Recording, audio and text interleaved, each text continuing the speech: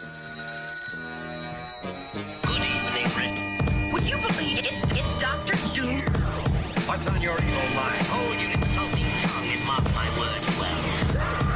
How about this rumor that you are really Iron Man, Mr. Stark?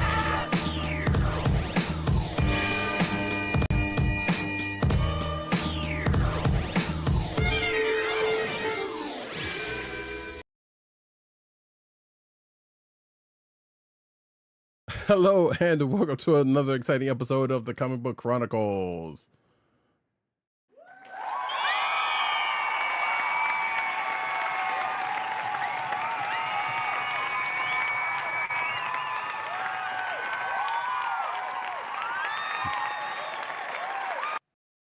I am your host, Roddykat. You can find me at Roddykat on Twitter and Blue Sky. You can find me at News Nerds Need on Twitter and Blue Sky. You can find me at CBCaps on Instagram. South Carolina with Columbia down the way.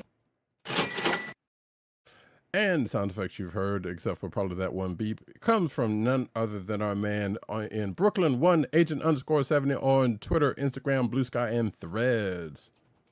What's up, everybody? Co-hosting from the Borough of Kings, fresh off a 4-day stint at New York Comic Con.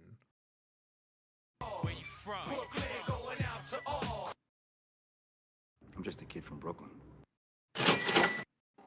Indeed. We will get into a little bit of that in a little bit, actually. And we'll probably save the rest for next week when we have our usual decompression recap show once we get a friend of the show, Matt Wang, on. So, but for right now, you can find this here podcast on the Slither Podcast Network. That's cspn.us. Do it today.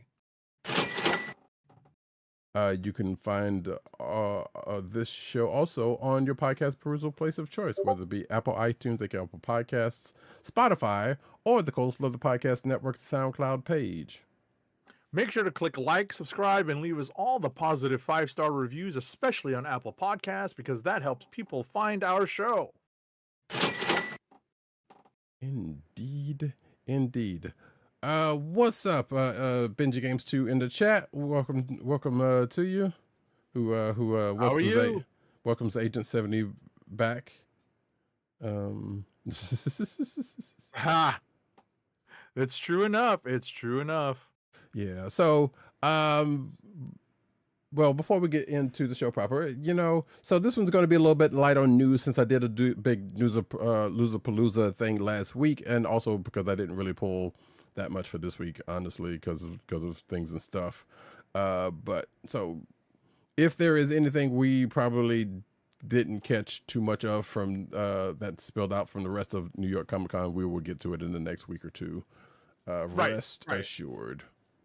Right. And one thing I'll mention is that there turned out to be this year, just in general, right? I'm just going to give you some general observations of my experience at New York Comic Con, especially now that I can compare it to my San Diego experience, right? The show floor compared so favorably to San Diego in the sense that it's just as big and it's just as packed with things to do on the show floor.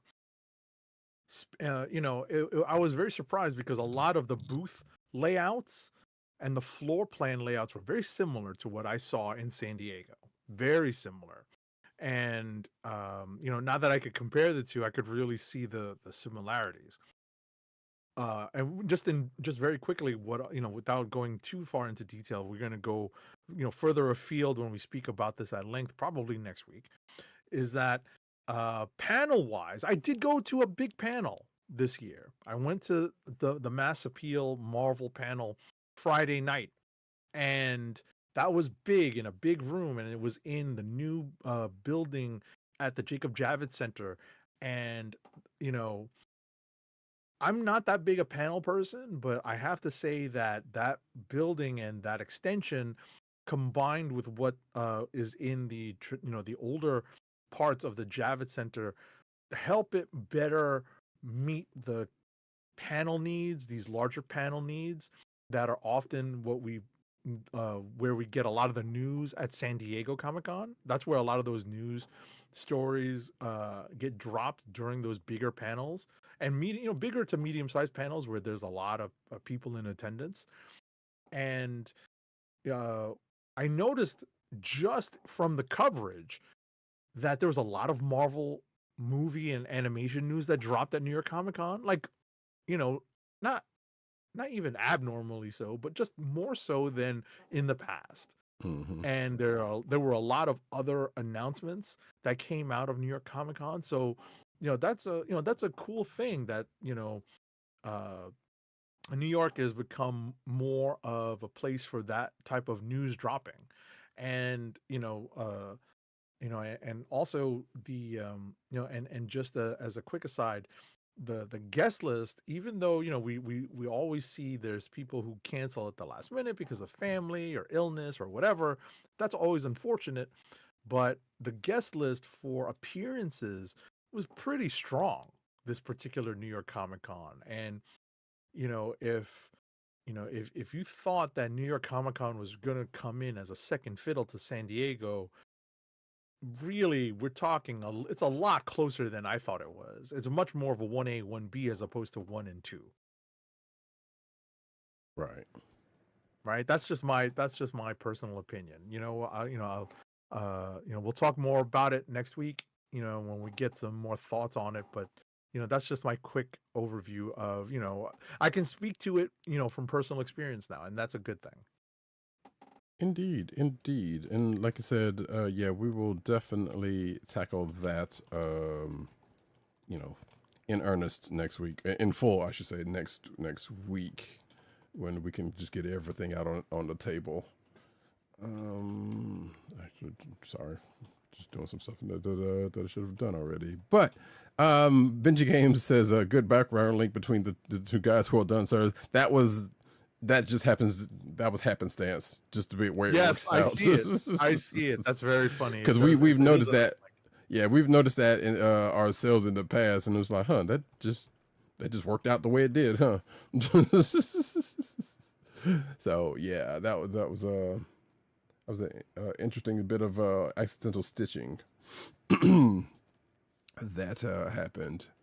But folks, we are going to get into the books of the week, and as I said on the socials, we have 2 weeks of books to do, and actually, I reminded myself as I was doing the intro to switch it a little bit, because there is a very important book that came out last week, and I know if you're watching the video version, you might not be seeing our faces at the moment, but that's because of something I'm doing.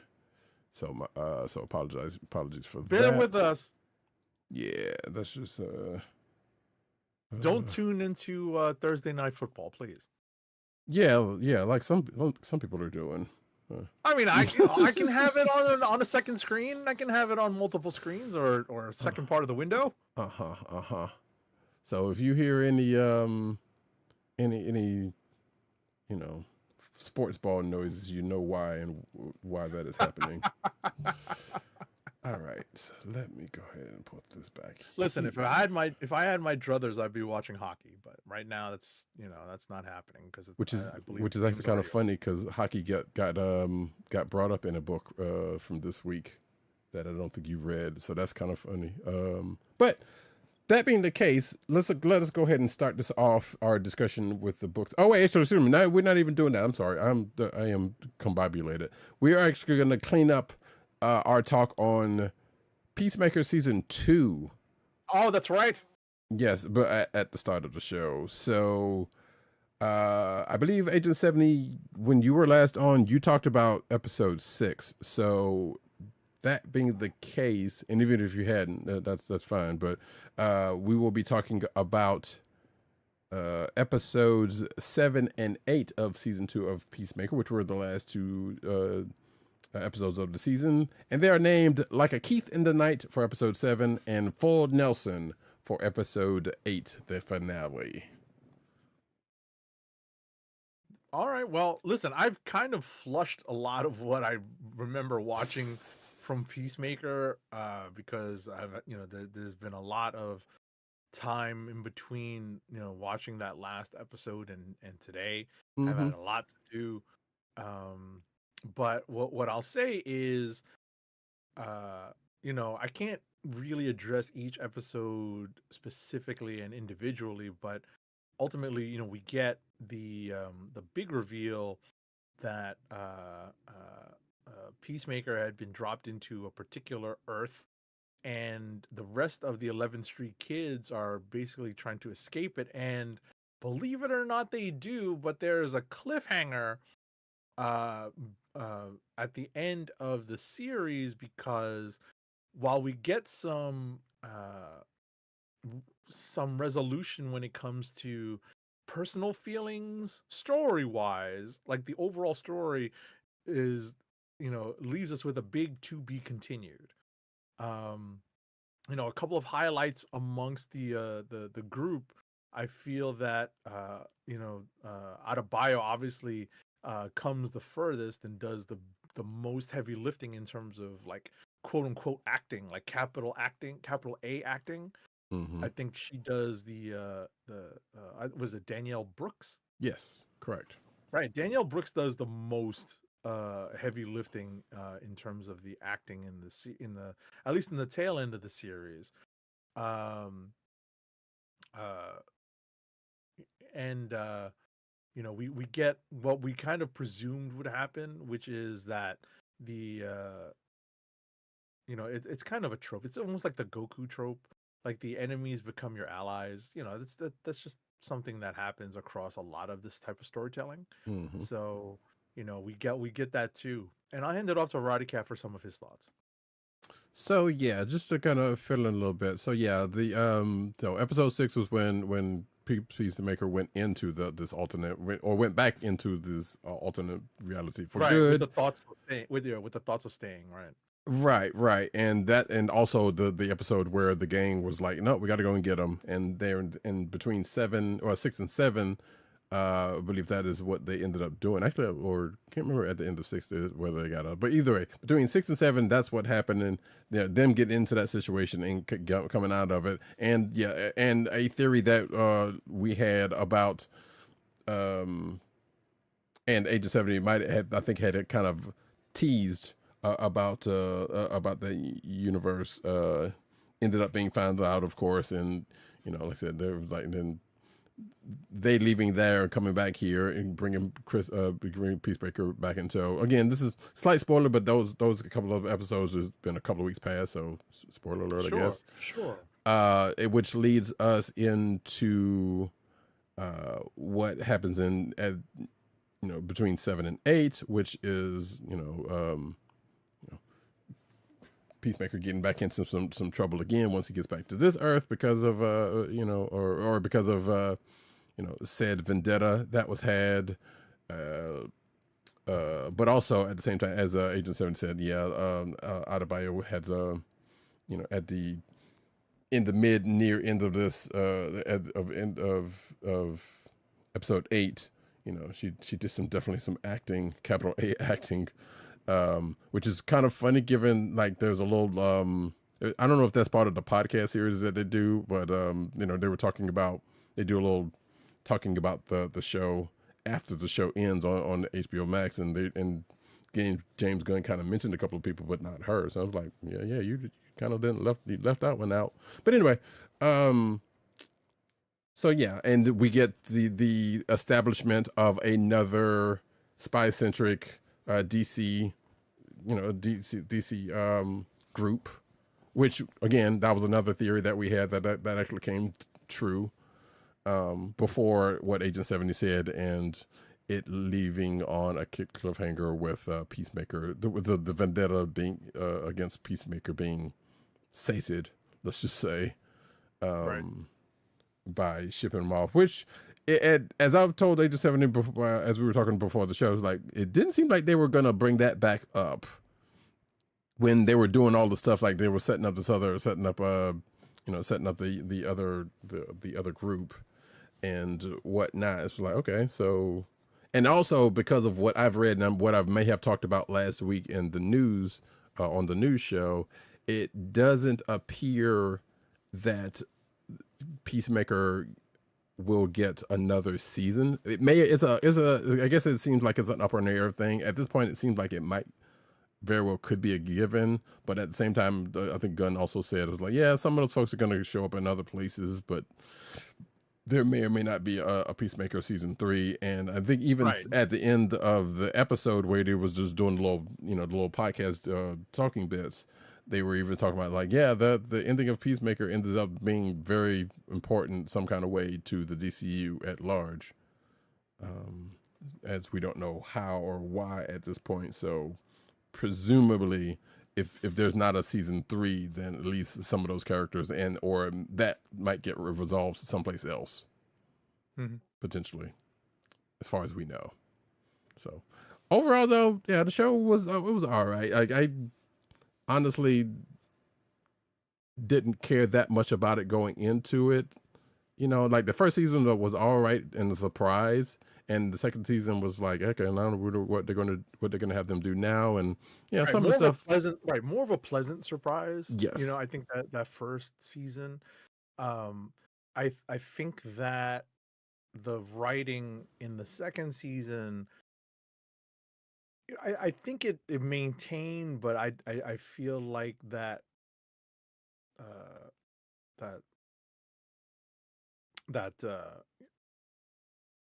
cliffhanger ending was kind of anticlimactic for me. Yeah. But ultimately, it generally worked for me, like overall. And Cena's acting, while not great, he's definitely not one of the top, actors that you're going to see out there. He's able to deliver certain lines, given the proper setup. And I always find him much more convincing in a comedic role, like the part where Harcourt calls him out for not noticing the copies of Mein Kampf on all the desks, and not noticing the mural of Hitler on the wall. and like his timing, his comedic timing, that's obviously well rehearsed and well practiced from his wrestling days. I really think that's where he shines. And obviously, he wants to become more of a serious actor and all that stuff. That's what The Rock wants. That's what they all want, right? Sure. But I feel that Cena really shines when it comes to like some spot comedy stuff. Right. So long as it's well set up.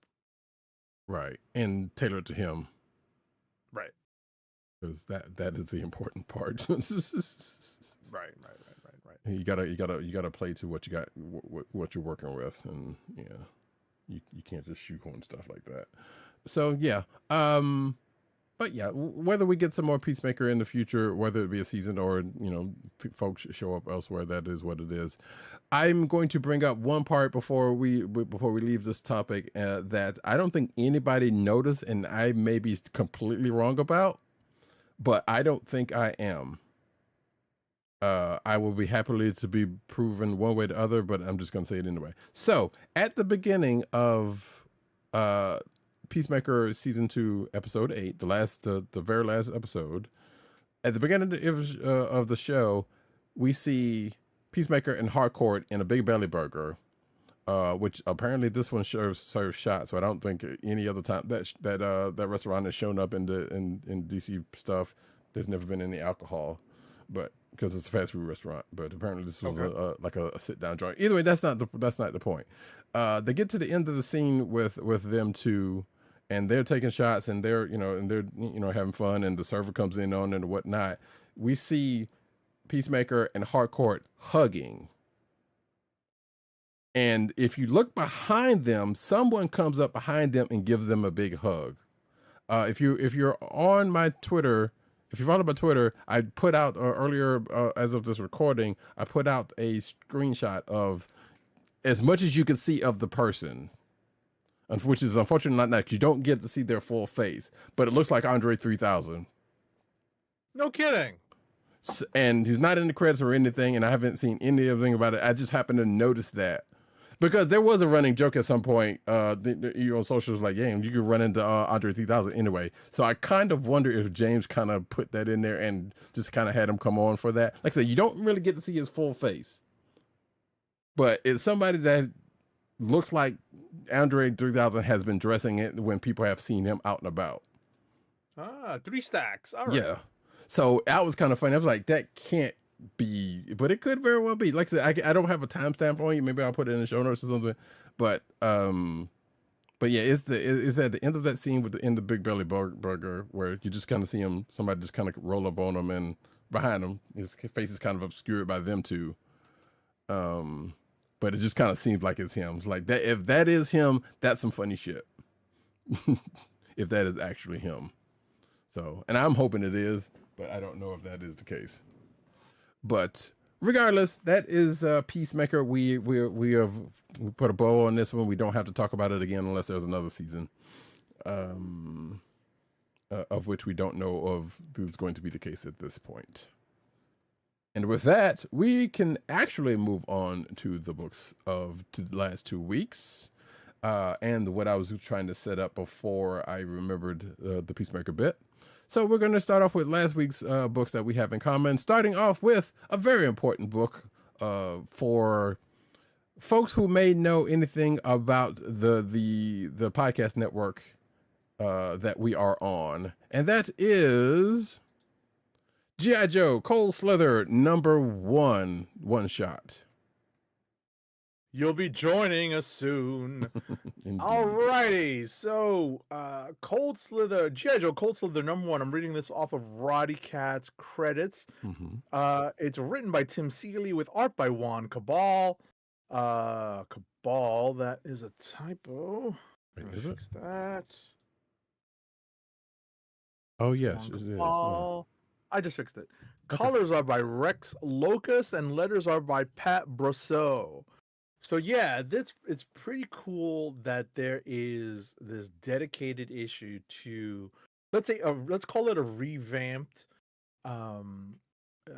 origin for Cold Slither. We know the origin of Cold Slither from the cartoon episode, but this one is a little bit more fleshed out, and we also see what happened to these characters in the aftermath of the Cold Slither episode, kind of assuming that they don't continue all the way as like dreadnoks, or the band of vipers that were brought together. Exactly. And ultimately there is, much like in real life, a reunion tour of sorts that's engineered, and that's really what that's really kind of the path that this story takes. But it was really great fun to just see what a comic writer who turns out to be a fan of Cold Slither actually can do with the concept. Right. So the funny part about this is or one of the funny parts about this is they do definitely take elements from that show that was and incorporate into this, and it seems as though this might be taking place in possibly I don't know why I'm even taking a chance to place it, but it seems like it could either be taking place in the show universe, but also for the way it seems the Skybound universe, but also the REA, the Real American Hero universe, because at the beginning of the issue, we see cameos from Transformers. We see, I'm not sure who those, I'm assuming those are like humanoids or whatnot, but I'm not entirely sure. And we saw what looks to be Zatanna as probably either one of the Misfits or she had her own rock band. At first I thought it was supposed to be like a Jim, like from Jim and Holograms, but that's not how Jim looked. Similar hair, definitely, but not the look. So that being said, like I said, they kind of pulled together a few different things in this one. And yes, as Agent 70 kind of alluded to, they do kind of make this as a where are they now, and also a reunion thing that you would sometimes used to see on TV or whatnot, which kind of made this kind of a fun read. Before what happens at the end of it happens, which of course happened the way it normally would have if this was like, say, a sequel to the episode and a certain kind thing of happened. like a behind the music kind of thing. Like if anyone remembers when MTV and its associated networks, which are about to go away, had shows like this. Correct. They're featured artists. Like the stories behind the making of certain. The stories behind artists and the stories of the artists. So. Mm-hmm. So the fact that they kind of took pieces of that and made this into this whole issue and did what they did with it, which again, like I said, could very well have been, you could have probably made this into a sequel to Cold Slither if certain things I guess technically those certain things might have happened at one point in time in the course of the show also, where basically Cobra ends up getting the upper hand, which we know that has happened in comic books, in comic form, fairly recently. As a matter of fact, I think might have also been the case. So that's why I was kind of wondering if it at which universe it was fully playing in, or was it just like picking and choosing pieces of all of them and just running with it. So, but yeah, like I said, this ended up being a potential click of the week for me because it was a pretty fun read. Also the fact that, so we know there is actual new music from Cold Slither, the band. And if you read this a certain way, you could almost see that they use this to justify why that is. Right. That was the other funny part for me in this. It was like, okay, so we know they got this. And so, and if that was indeed the plan for them to do, it's like, okay, that it makes a little bit more sense. I was about to say the Cold Slither band made an appearance in San Diego during San Diego Comic-Con, and the Cold Slither band also made an appearance at the Gramercy Theater in Manhattan during New York Comic-Con. Mm-hmm. So it all fits. It's all synergy. If that was indeed the plan. Right. So, matter of fact, I even say it in the notes. So yeah, this issue just justifies the fact that the band put out some new music and whatnot. And also, after, as Agent 70 also mentioned, bring this up, if you go past the story to the letters page, you can see Tim Seeley's his outlining his history with the franchise, basically. And where he is with that, which was kind of an interesting read, personally, knowing where he came from it. But also we get a hint of what's coming up in a book or at least the next issue of a book that we're going to talk about in a little bit. So that being the case, we can move on to the next book that we have in common, which is the Kirkman era of Transformers with Transformers number 25. Alrighty, Transformers number 25, published by Image, is written by Robert Kirkman. Interestingly, it has art by two artists over basically two sections of the book, Dan Mora and Jorge Corona. Jorge Corona is carryover from the previous run, and Dan Mora is like one of the new incoming artists. Colors on this book are by Mike Spicer, and letters are by Russ Wooton. And so we have one half of the book kind of following the Decepticons, and that part is illustrated by Jorge Corona. This is like in the vein of the old art style, or the previous art style, not the old one, but the previous art style, where it's really gritty, it's really dramatic and emphatic and bombastic. I sound like Walt Clyde Frazier here, doing New York Knicks basketball. But at the end of the day, that's what I had grown accustomed to and grown comfortable with on this Transformers book. We're catching up with kind of a new status quo where we get caught up on who the current Decepticons are, who the active Decepticons are, and who is kind of battle worthy, in a certain sense. Where the other side of the coin is the much more clean looking art by Dan Mora depicting what's going on with the Autobots. And that took a little bit of getting used to. I don't know how this book is going to treat the art moving forward, but it's an interesting take to see how he's going to do it. And obviously now we've got set up for future stories as I'm trying to remember, how did this book end? Just refresh my memory.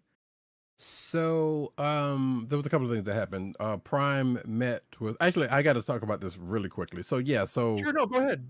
I'll hand it off. So as Agent 70 said, yes, it was basically a handoff from the old series with Daniel Warren Johnson and George Corona, with George Corona doing the art for the front part of the book. But they actually do this in transition. Right. Because if you're a fan of the show, you have seen that and heard that sound together, and they pretty much do a visual, well, as close as they could with a comic book representation of that going into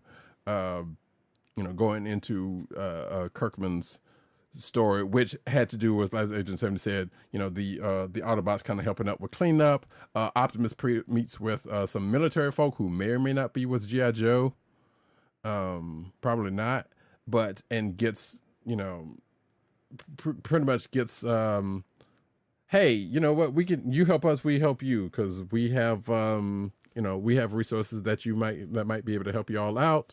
And, because we need, the Decepticons are right, big and scary. Right, I was going to say, it's very much Michael Bay G.I. Joe, Michael Bay Transformers. I was trying not to invoke that, but yes, unfortunately, you're right. It's very much Michael Bay Transformers. Yeah, but also, we get a little bit of so there's a couple of other G1 characters that get reintroduced in here because of where we find out they were there, which has to do with that. But we also get a little bit of Mask incoming with a little teaser. Really? Yes.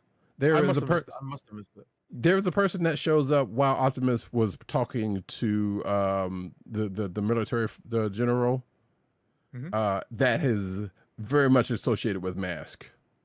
Ah, okay. Maybe not the group itself, but definitely on one side of that fight, let's just say. Got it.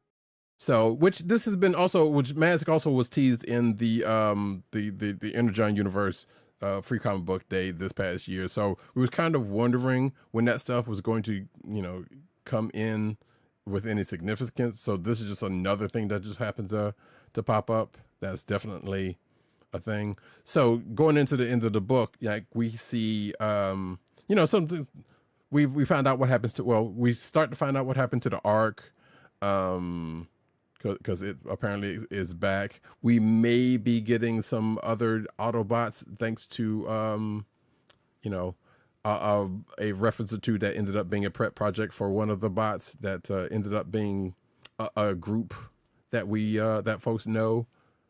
But we kind of get hints of that. Let me see. We also get Megatron's big speech to rally the troops, as it was, to kind of go into that. Might also serve as Kirkman's treatise going into his era of the book. You might see parts of that being treated as well, or could very well see parts of that being treated as much. So yeah, going into the end of the book, there we got a good little bit that kicks off Kirkman's era of the book. And also, just like we just said with that whole Slither book, at the end we see a letter after with the fact of Kirkman's journey through with Transformers, and maybe some inspiration for his other stuff coming out of a certain noted Transformers property. or two. That was that may have been that most people would know Kirkman from that are to do, I should say, with his properties. So, and this is very much included, even though, you know, he also did mention that, yeah, there's some stuff that that he kind of wanted to happen early on that Daniel Warren Johnson did a couple of things for, but and some things that didn't get picked up. So that he may or may not do, and that kind of stuff. So it's an interesting read if you're interested in checking that out. But yeah, this is, I actually have to say, is probably a potential click of the week for me as well, because of what happens there. Like when it starts off with Megatron's tantrum and just reading all of his troops for filth as he comes back into the fold, and what he does with Starscream, and you know, and things that happen since then. You know, since then, of course, even with you know, the Soundwave trying to get a piece of an Autobot, you know, which very much doesn't go the way he thought it would. It's a pretty good book to read. Oh, we find out that also a couple of the Decepticons may have had a run-in with Cobra Law. Also. So right. See, I had to flip back to our copy to take a look at it, and because I remember now I see why I kind of blank on what happened here, because I remember thinking, though, this is kind of a weird way to end it, but it's obviously a little cliffhanger because it puts the the Cybertronian right, that was the other part. Autobots in a particular bind. Right. And it sets up, you know, the next ongoing story. So that's kind of what I kind of conveniently forgot about. Right, and yeah, we get to see what happens. You know, what was still going on Cybertron at that point, because yeah, because of something Cliffjumper did, then kind of put them in the bind that they are in now. That somebody's none too pleased about, and has taken it to a very weird length for that character. Yeah, pretty extreme. Yeah, so I'm like, so that's going to be a thing that's going to get hashed out here. I guess during the course of the run. So we'll see how all of that plays out during this. But yeah, like I said, it might have seemed like we spoiled a lot of stuff, but it really isn't. It's worth a read going into, because there is a couple of things that I didn't mention. There's definitely a reference to a couple of at least one other Transformers animated series that I did not know too much about because I didn't watch it, but apparently there's. And we get to see why if you read, you know, Hickman's letters page. So a whole lot of things happening going into Hickman's era. And apparently we found out that Hickman was kind of just like us, or at least he says he's just like us. Kirkman. Excuse me, Kirkman. Yes, you're right. We're used to Hickman's mumbo jumbo, but now we actively have to deal with Robert Kirkman. Yeah, and who already has a lot of irons in the fire, as he admits to. But yes, going into the Kirkman era of this book, he's you know, like I said, if you read the letters page, you can see why there's a couple of things that he mentioned in this issue that that shows up or whatnot. So, like I said, still interesting. And he was also one of the ones who did not want Daniel Warren Johnson to get off the book either. But of course, you know, understood what was the deal. So, or at least it says it though. But I was about to say, listen, 24 issues is a lot. Yeah. I mean, and Daniel Warren Johnson, you know, I think most of his books kind of end up being that way, because I think we maybe even talked about it on the show before. He was like, yeah, he just don't want to get burned out, and like he got a story to tell, so he can get in, get out, you know, and have some time to himself or whatnot. Even though he's going back to, he has other books in the fire at this point, but you know, but and it makes sense. You got to do what you got to do for your own sanity and your people's. So, as much as we miss it, you know, it's I want to say it's in good hands, you know, but that's something we have to see. It remains to be seen. So we'll stick around and see how it goes. Indeed. And with that, we're going to go to the next book that we have in common from last week, which is Avengers number 31.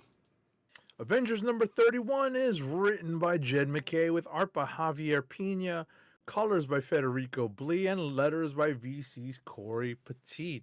So this is a very introspective issue when it comes to what we find out from what we found out in the previous issue about who Mirrodin is. Is Mhm. it's Mirrodin, right? Yes. Right. Who else could Mirrodin have been? Right. Right. And we finally kind of squared this particular, no, we kind of lead this circle back to where it started, right? Mhm. We kind of formed the circle here. And when I say that, you can kind of figure out who we're talking about. It's not Doom, but it could be a variant of Doom, depending upon which part of Marvel canon you remember. Yeah. Yeah. So, that's really that. I mean, to me, that's really the gist of this issue is that, we kind of get the origin of, was it the Twilight Court? Yes. And, and we get to see how they all kind of came together. And it's very much, it's there's time travel involved. It's like, it's an example of if at first you don't succeed, try again, almost to an nth level degree.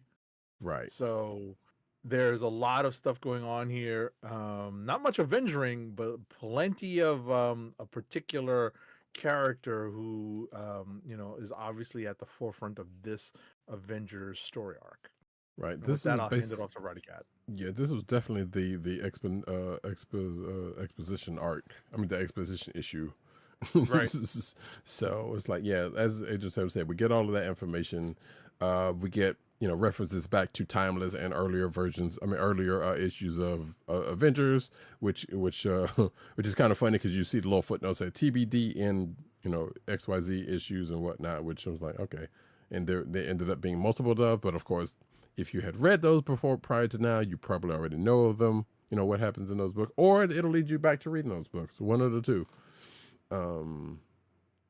Also, the One World Under Doom is mentioned here, which kind of gave me a question or two, because we know what Doom did to a certain point, which I guess you can also still explain it away as in it still worked out where Kang did what he did, and things that happened in this issue did not affect that because they still play in line with what Doom did in the last couple of issues of, or pretty much during the majority of time during One World Under Doom with a thing he set up.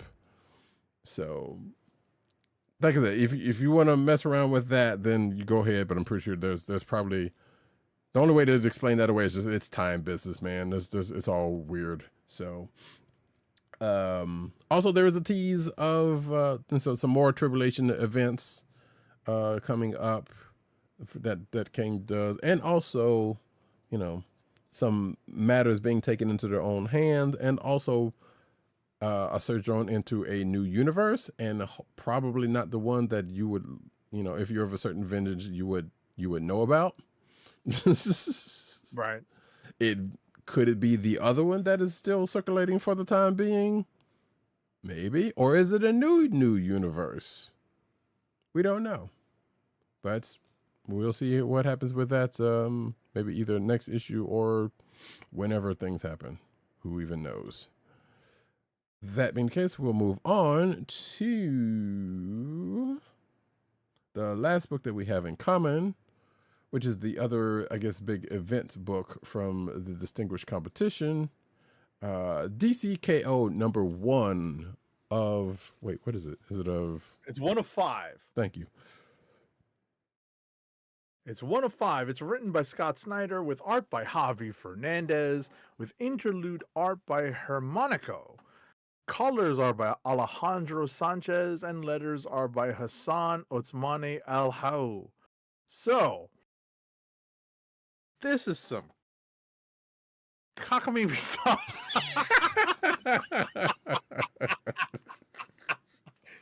The concept here, the high concept, if you can even call it, if you dare to call it high concept, right? There's some cockamamie explanations here.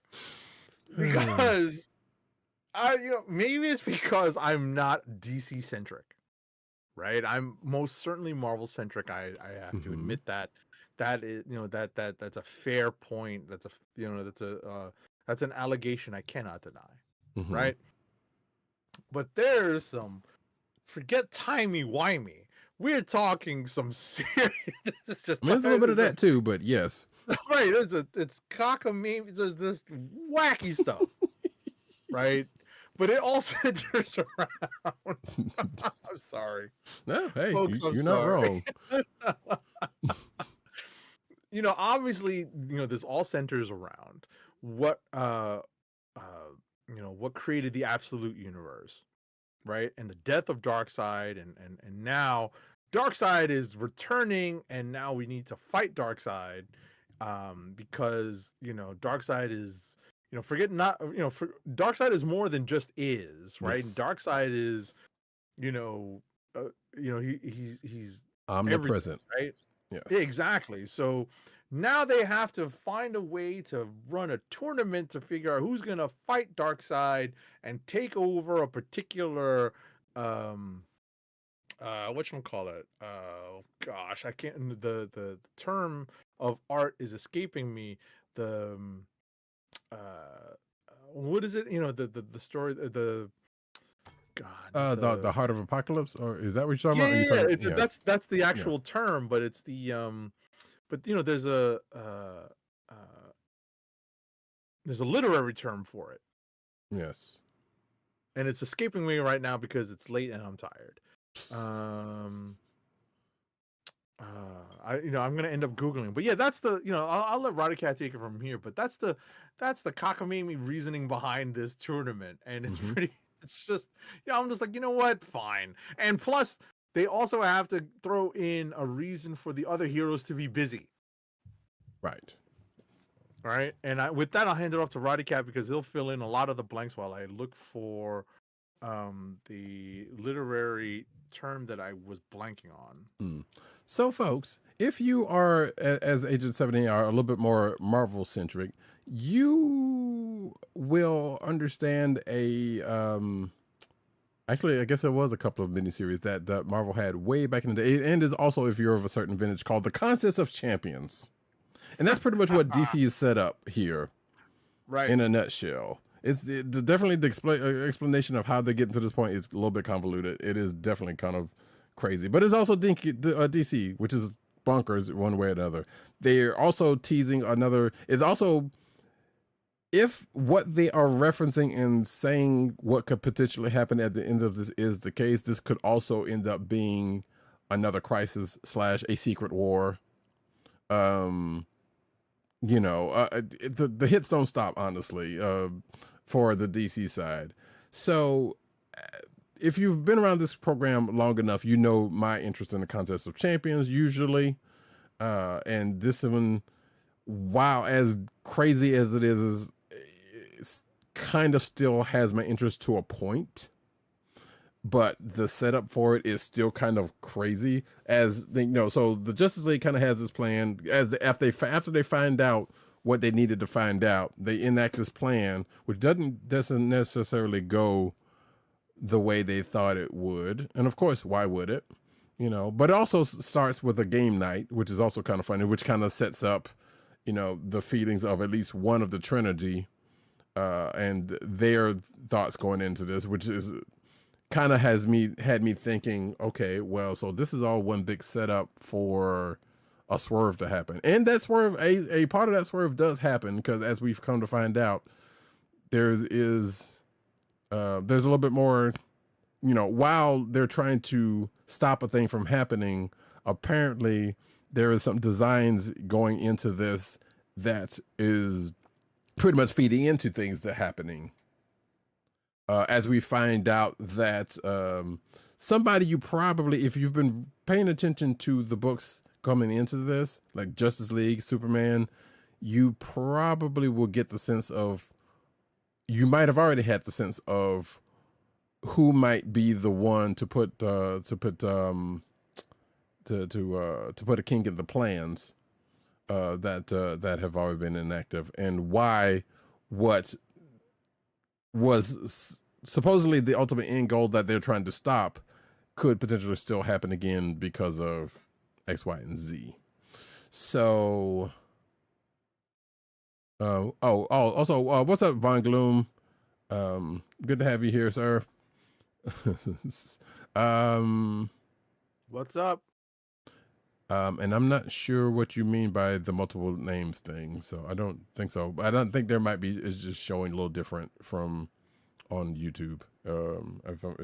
If I'm getting you, but anyway, what we catch at the end of this book is, like I said, we get the checklist for DC K.O, but we also get the tournament brackets, which if you're watching the video version, you'll see a smaller version of all of the people that are involved in this tournament, which also could be, if they played their cards right, could be Injustice 3 in a way, although Injustice is already in a separate universe, so another fighting game that would be Injustice-like, put it this way, if they wanted to do that. And everybody's involved. Some of them are weird choices to be in this, including one person who who is an anti-hero at this point, but used to be a villain, who just so happens to make the cut. But I guess they needed some sort of comedic relief. I love the Justice League plan kind of coming into it, because they had 7 days to kind of prepare for this, and it says, all right, well, we need to do this and this and that, and we need to do something with the villains. And I'm like, well, that was going to work out one way or the other. And sure enough, it kind of did, but not the way they would have expected. Right. And like I said, that's the part of keeping the other characters busy, like the rest of the crossover. Right. Mm-hmm. And the term I was searching for that my brain could not locate was MacGuffin. Oh, yes. Okay. Heaven forbid, we remember some of our literary or storytelling terms. That Heart of Apocalypse thing. Oh, that's the MacGuffin they're all looking for. Right. Or they're all seeking. Right. And come to find out that part of that might be amongst them. So. Right. And of course, this is also going to eventually tie into the absolute. I was about to say the ultimate, but it is basically the ultimate absolute universe, as that's going to apply to this at some point. Like we said, there's some time stuff. There's an MCU Doctor Strange moment that gets talked about in this because of of the explanation of, or the time traveler's explanation of why this, just go ahead and let it happen, because we have not seen, we hadn't seen any kind of timeline that it works out well for you unless this convoluted thing happens. And even then, it could be a problem. So yeah, this is a whole DCS thing that could potentially end up being a crisis. Because they even mention New 52. Like, just blatantly. Right. Not necessarily with those words, but they definitely do reference New 52.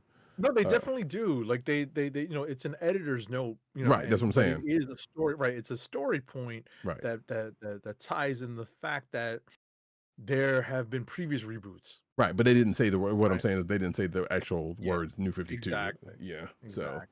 So, but yes, the reference was absolutely there. So this is what we got to work with this event on the DC side of this. And as Agent 70 mentioned, he and I think he'll probably get to in one of the books that he read this week that he was telling me about, which I totally forgot to read. I totally forgot it was coming out this week, but of course it is because of this. Listen, we had a lot of books come out this week. For a week that was already busy. Yes. Carrying over from last week going into this week. Right. It's busy enough as it is with New York Comic Con stuff and news. There were a ton of books out this week. These past 2 weeks. That is. Yeah, and one of those are from and a gang of those are from Marvel, thanks to the thing we'll get to in a little bit. So. Right. But yeah, that's we've talked enough about DC K.O. Weirdly enough, potential clicker of the week of me because it's stupid and it's the concept of champions, so y'all know I can't resist those. But yeah, we'll see how it plays out. Of course, it's a Scott Snyder's joint, so people are going to be like Goo and Gaga over it. Or at least those who are fans of his, anywho, will be. But yeah, I believe that is it for the last week's book that we have in common. It is. So we're going to get to this week's books with. Oh, I am still on last week's book, so maybe I should not do that. G.I. Joe number 12. G.I. Joe number 12 is written by Joshua Williamson with art by Marco Fodera. Colors are by Lee Luffridge and letters are by Russ Wooton. So we get a new character, a new action figure. Well, not new actually, but go on. Really? Yes, not new. I was under the impression that the character was new, but I thought so too until I looked them up. Really? I was about to say enlighten me, because at the end of the day, this issue really serves as an intro to that character, as well as kind of updating us on what happens to Major Blood. So I'll hand it off to Roddykat with his kind of research on this, because I did not have enough time to take a look into it.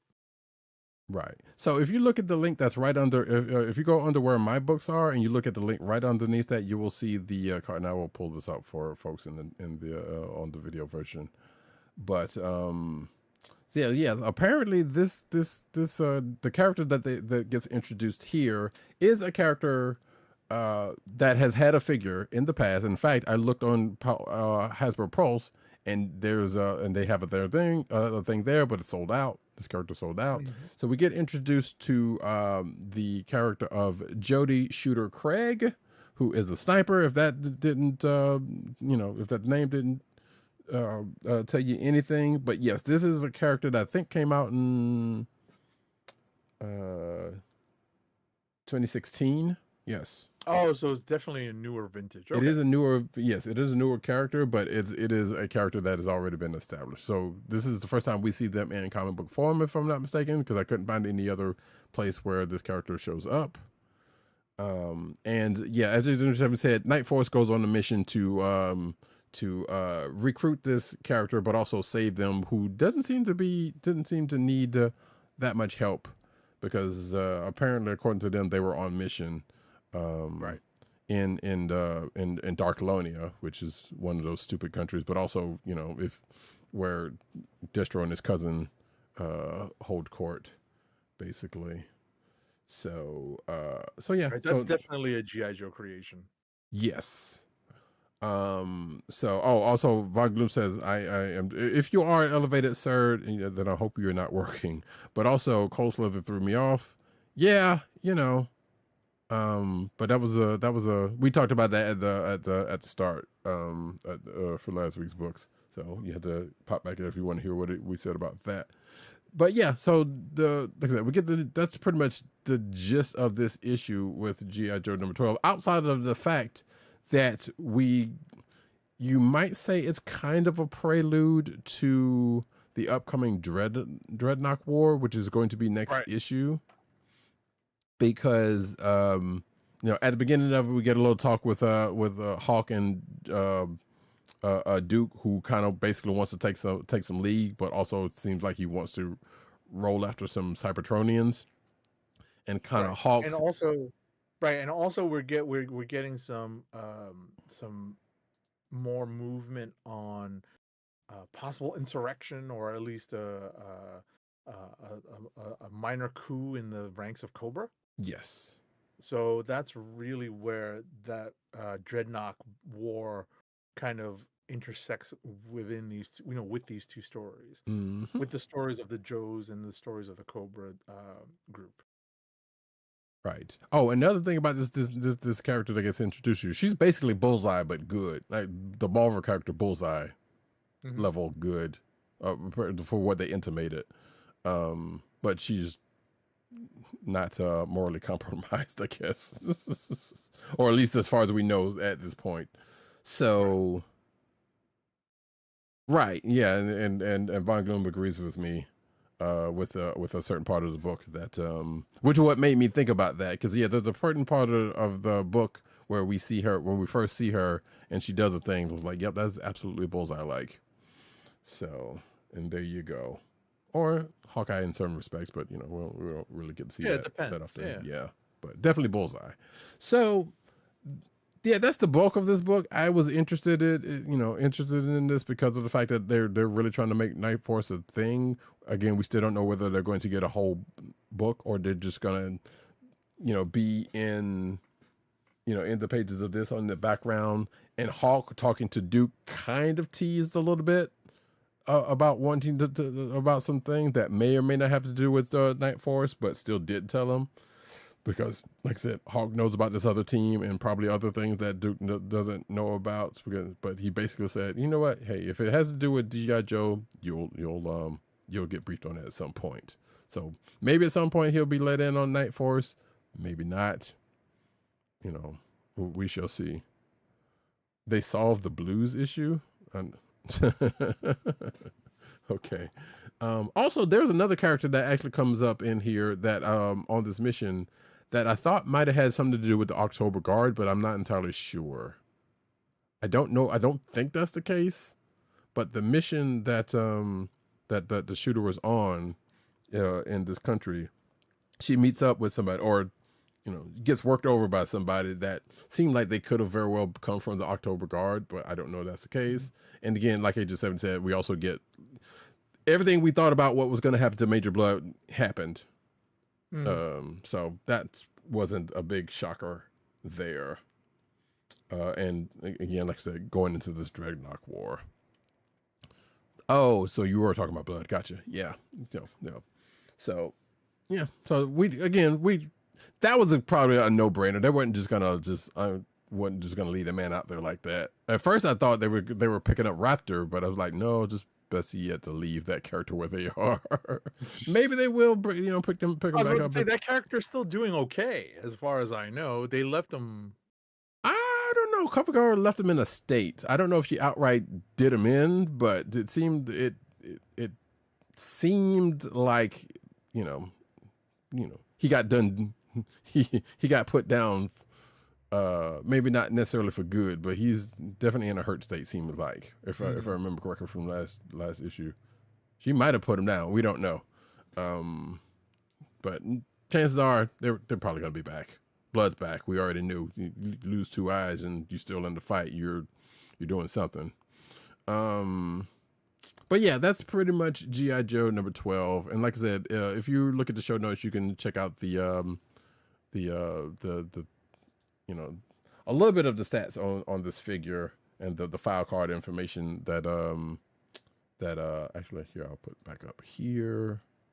There we go. You can see, if you're on the video version, you can see the figure there from all sides, the box that she came in, and the file card information, of course, which which was all out there. And again, I looked on Hasbro Pulse that they do have a page for that character, for that figure, but sold out, of course. Oh, okay. Yeah. I'll tell you that apparently the preview page for the Dreadnought War also mentions that G.I. Joe is going to be releasing twice monthly starting November 2025. That is correct. So yeah, thank you for bringing that up. Which I kind of almost thought it was, because it felt like we had been seeing issues fairly frequently. So I guess that is officially saying that they are going to, and not that they have been. No, because it did seem like a couple times ramping up to it, maybe. Right, yeah, because a couple times it did seem like we were getting a couple of issues very close to each other. That was weird. So, or without knowing that was the actual case. So there you go. That is it. And I guess that leads to another thing. So we can get off of that. So because we got the Dreadnought War going on, we got the Energon, we got the Quintesson War going over on the Transformers / Void Rivals part of it. So I'm going to assume that neither are going to intersect like that unless something comes out of both of them that's going to connect. Because we know there's some Cobra Law out there, so there's at the very least some Cobra in the mix. We know there's Cyberturners on Earth, but they're here anyway, so it doesn't matter. So whether those two things are going to kind of come together at some point into either another event or something, or maybe a G.I. Joe Transformers thing, because I feel like that's kind of coming up, given what happened in what was mentioned in Transformers 25. So we shall see. I don't know. That could be me speculating. We still ain't got no ninjas yet, also. So therein lies another piece that's not on the table just yet. Right. All right, folks. Blood needs to lose an arm now. Oh yeah. Well, I guess that could happen. I was kind of surprised that hasn't happened at this point, but you know what? Yeah. It's Kirkman, so I mean not Kirkman. It's gonna be Joshua Williams is doing G.I. Joe, but you know, under direction, I'm sure something could happen. That could genuinely just happen. Next book, though, as I pull it up, we're going to go to Third Earth with ThunderCats, number 19. ThunderCats. ThunderCats.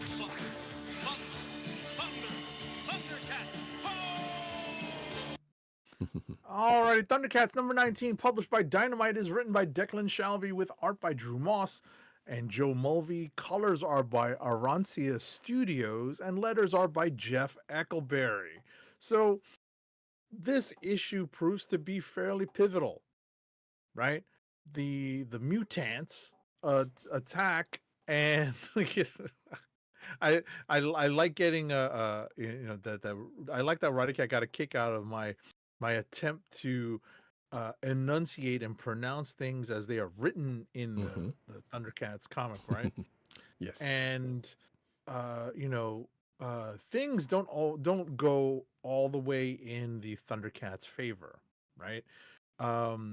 They do end up in a certain way at the end, and we were left with everyone kind of licking their wounds at the end of the confrontation, with still more teases as to where other characters might be, and what's going to happen to who is currently let's say who they recently discovered as a potential ally, but may not be, or at least hasn't acted in everyone's best interest to date. Right. And with that, I'll hand it off to Roddykat. Right. Apex continues to be a wild card in this situation. So they're in the team is split up and beset. The castle gets attacked, like Agent 70 said, with only the kittens and Snarf there to defend the place. So they pretty much did what they had to do on that end, and they also had some would say a high profile, or at least an important prisoner to someone on the opposing side, which that part gets dealt with in a certain way. And then of course the rest of the team like being split up in the way, and a little bit with the little bit of infighting that is happening on certain sides.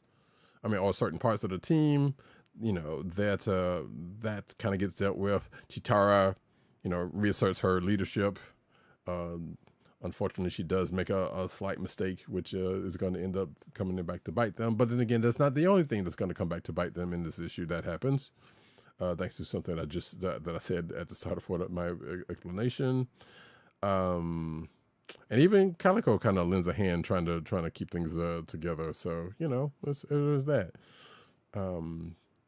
We may have had something happen to one of the mutants. I don't know if it's like the main leadership of one of the mutants, or it's just one of the number that causes a problem.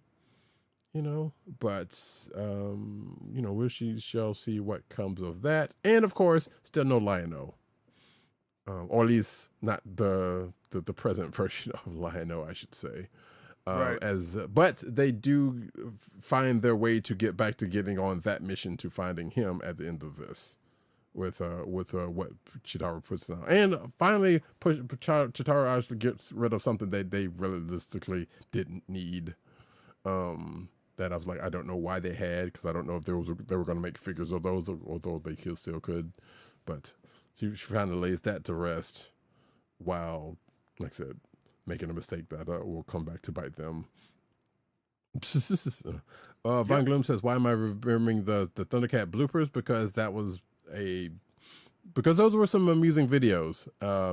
Whether they were real or not, that was kind of funny. Yeah, you can search your YouTubes for that, folks. But yeah, that's pretty much that. Oh yeah, there was a Robert Burble that was also defending the castle, which go figure on that one. But hey, they were doing pretty good, so I can't knock them. Even Snarf, like I said, gets into the action, doing a thing. Well, I was about to say, Snarf pulls their pulls their butts out of the fire. I mean, yeah, pretty much. Pretty much. It was magically delicious. So,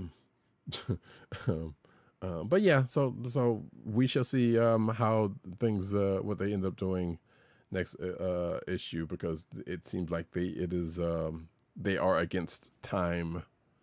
And now this also makes me curious as to what's going to happen to another character if they happen to do something before an extremity happens.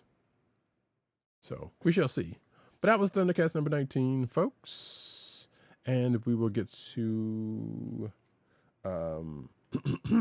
excuse me, we'll get to the next book that we have, which also probably needs a soundbite, which I know the Agent 70 has. Gatchaman number 13.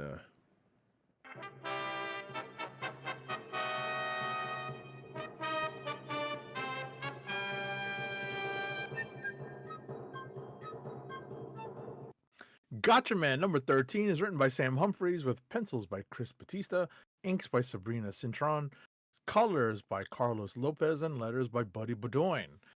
Chris Batista is a pretty cool dude. I talked to him at New York Comic Con. More in my Instagram posts that will recap what I picked up at New York Comic Con and my experiences. Talk about kind of using it as a personal blog, right? You know,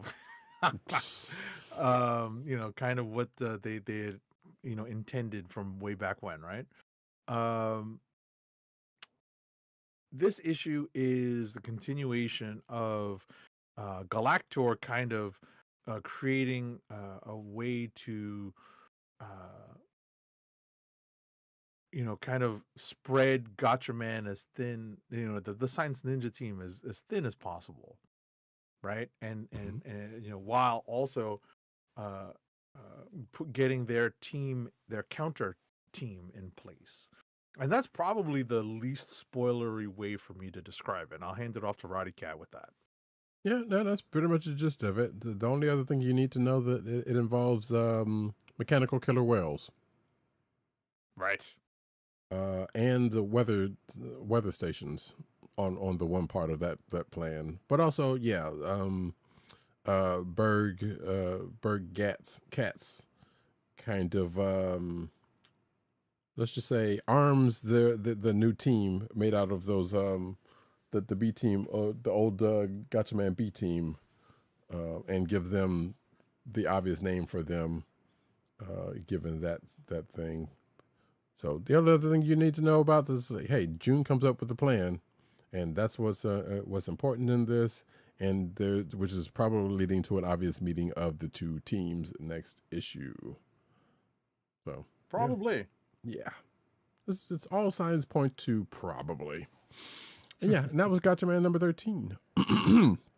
And with that, we're going to go to the last book that we have in common, which again is the nearing the end of this time with us event for Marvel.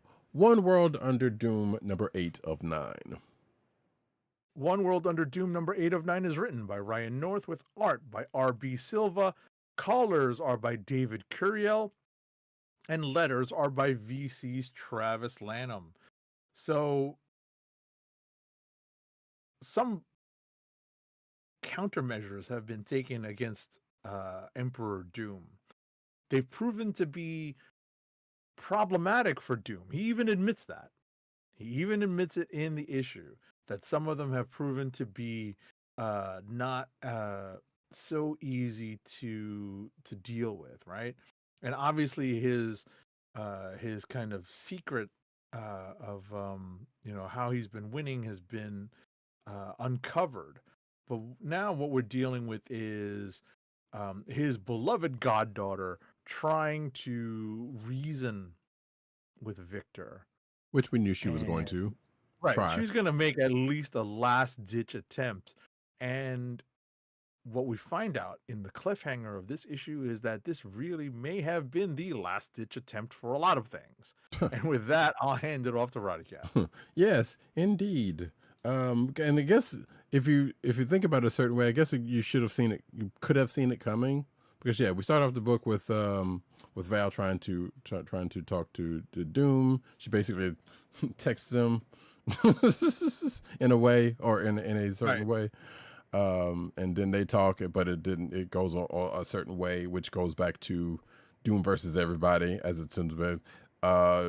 I will slightly spoil a thing because Doom basically pulls one, they tease us with some Krakoan stuff, but with something they said, or with something Maria Hill says, if I'm not mistaken. Doom pulls a Wanda, but not as permanent. But also possibly a Thanos move or two. Sure. That happens during the course of this. And of course, being that it's written by Ryan North, Squirrel Girl gets a moment. That's right.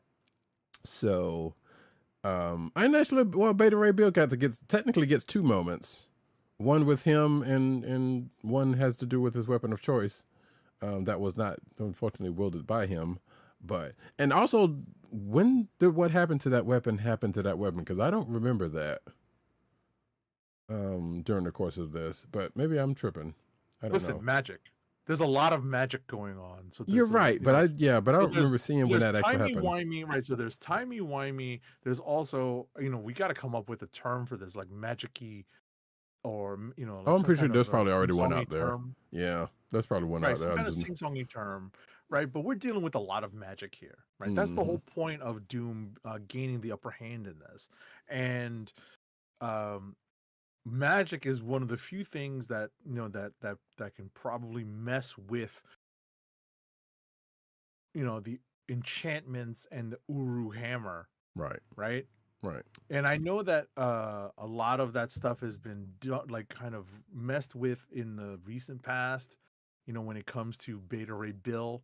I'm not 100% sure what the status is of that. Like Odin's enchantments on Stormbreaker and all that stuff.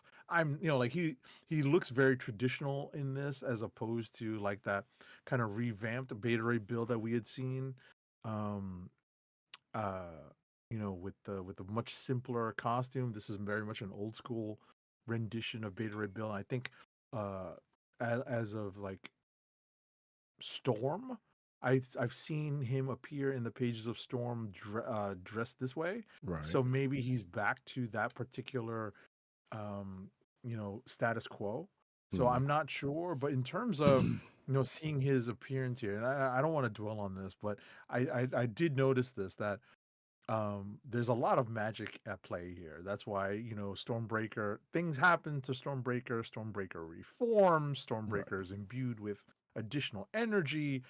And obviously, with you can kind of explain this away with what's happening in the pages of Thor, and like maybe the disconnection with the magic of Asgard. Who knows? Yeah. But it's all magic, right? Yeah, true. Basically, yeah. I was going to say I thought maybe, and I only remember very bits and pieces of this, but the Beta Ray Bill miniseries that Daniel Warren Johnson wrote and I believe drew from a few years ago might have had something to do with that his status getting back together. I can't remember. I remember because I know he was at a low point when it started out, but I can't remember what happened at the end of that thing.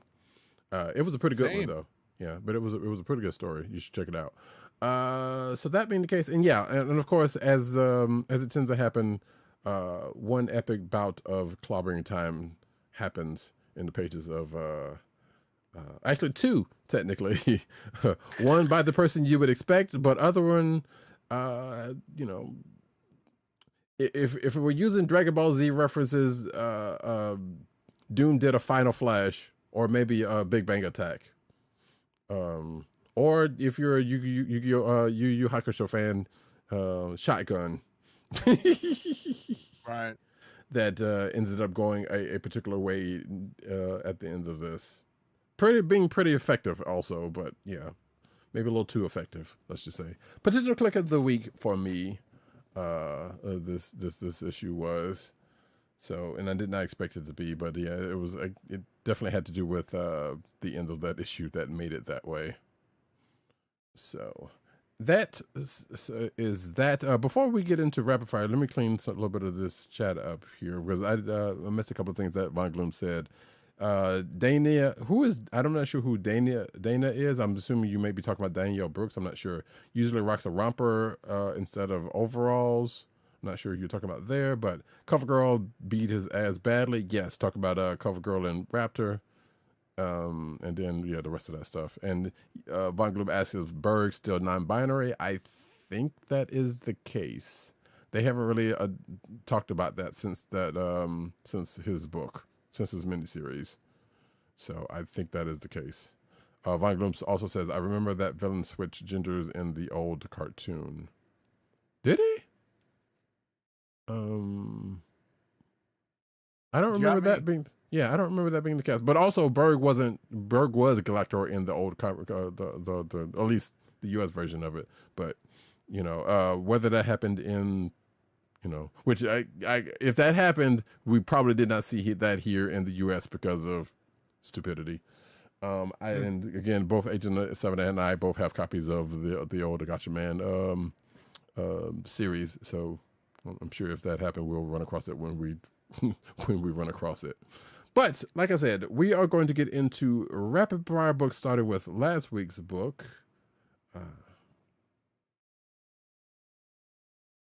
All righty, here we go. Rapid fire review time, folks. I ain't got time to bleed.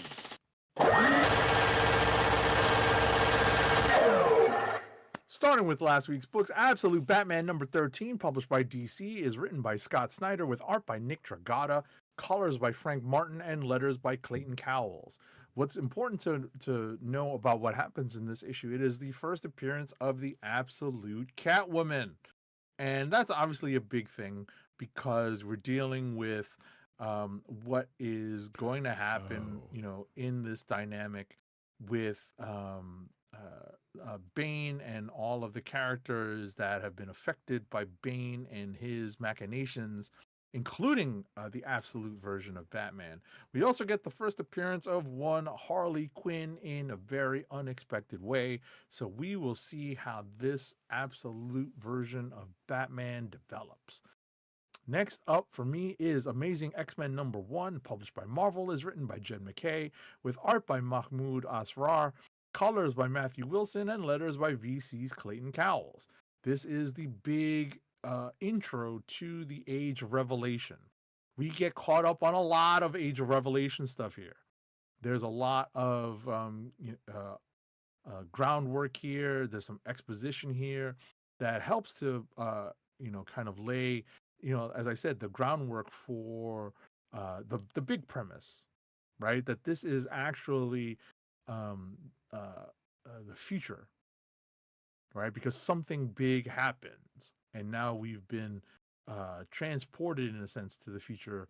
Now that this one big thing happens, basically it's a mutant virus. Goodness gracious, very much, another post-apocalyptic type of thing, but with the twist.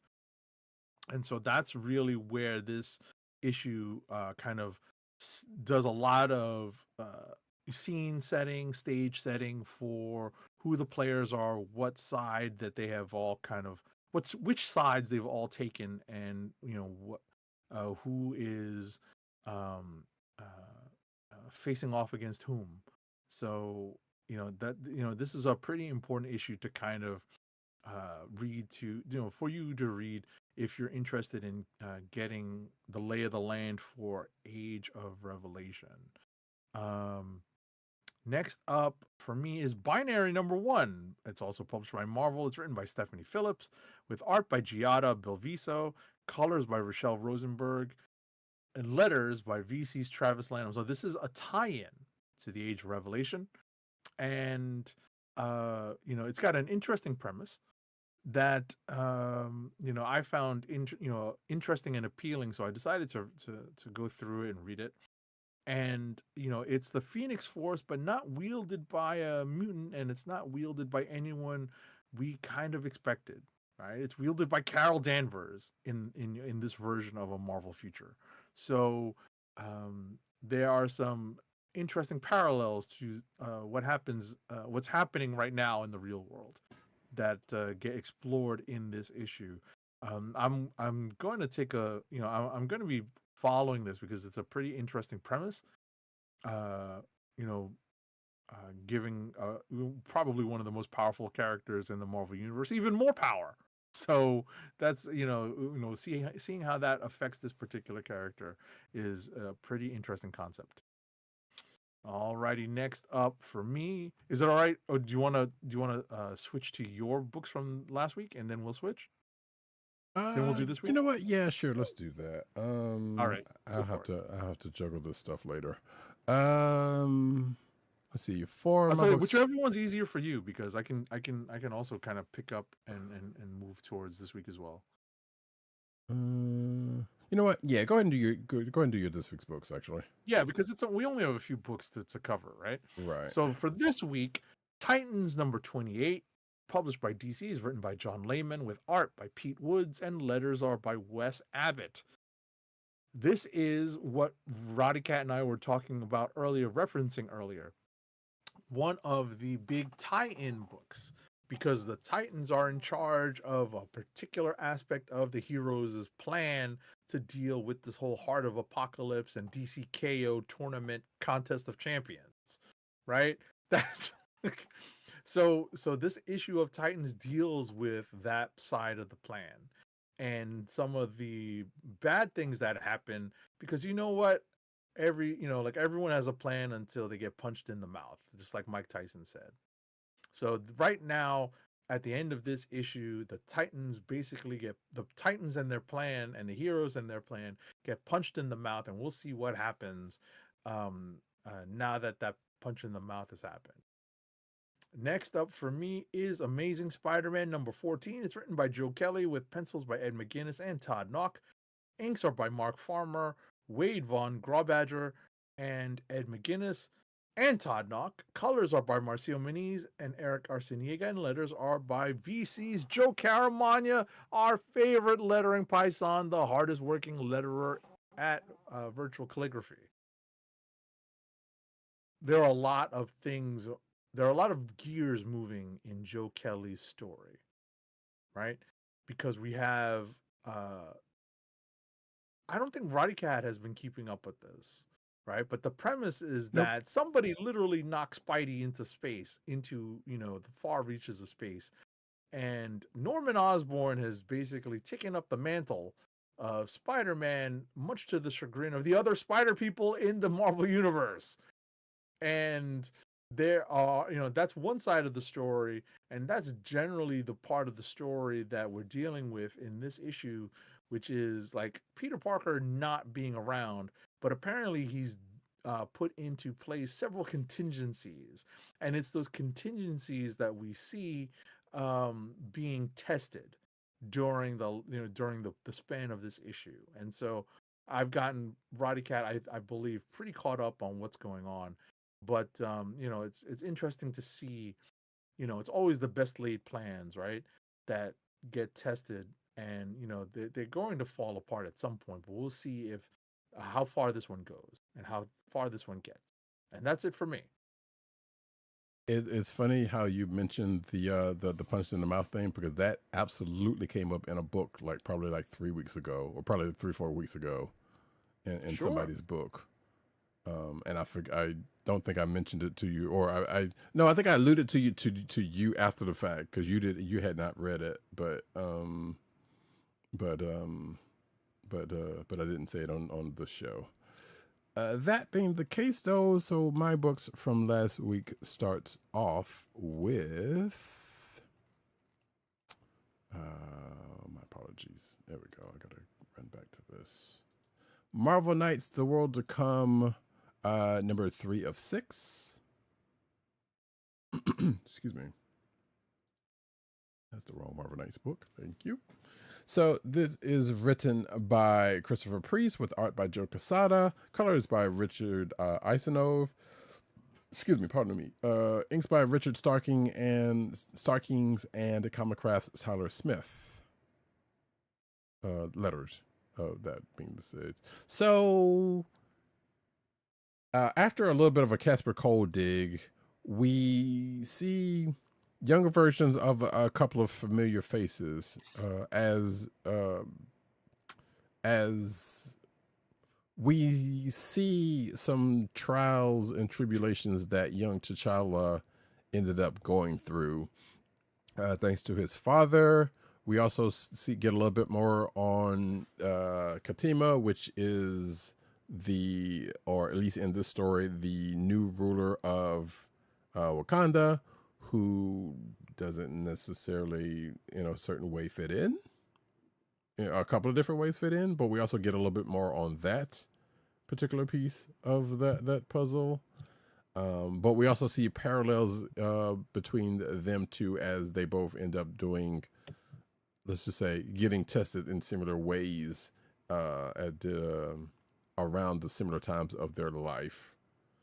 So, which also brings up a little bit of skullduggery that is happening in a couple of different ways, of which you can read for yourself.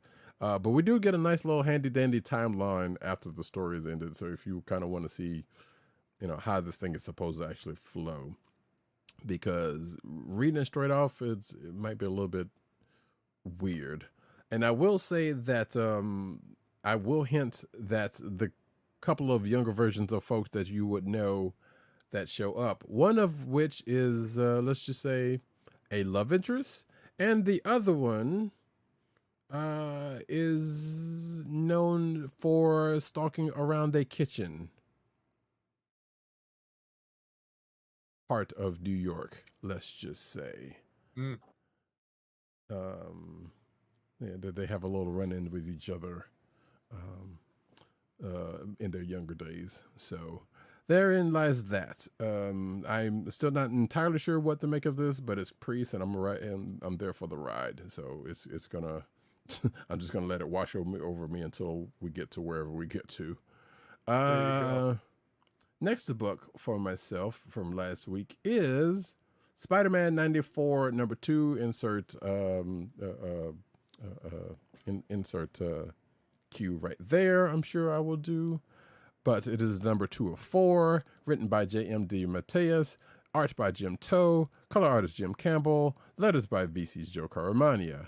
So this is, of course, the book that is set in the world of Spider-Man, the animated series from the 90s. You know it, you love it. This is actually pretty much taking place after the show, or in the continuation of the line after the show, as tends to happen. I'm just going to throw some names out here. Moreland, Kane. There is a weird moment where Spidey is getting rolled up on as I call them, the Zoo Crew, but I think he calls them the League of Losers, which consists of Grizzly, Kangaroo, the Gibbon, and Leapfrog. Oh my God.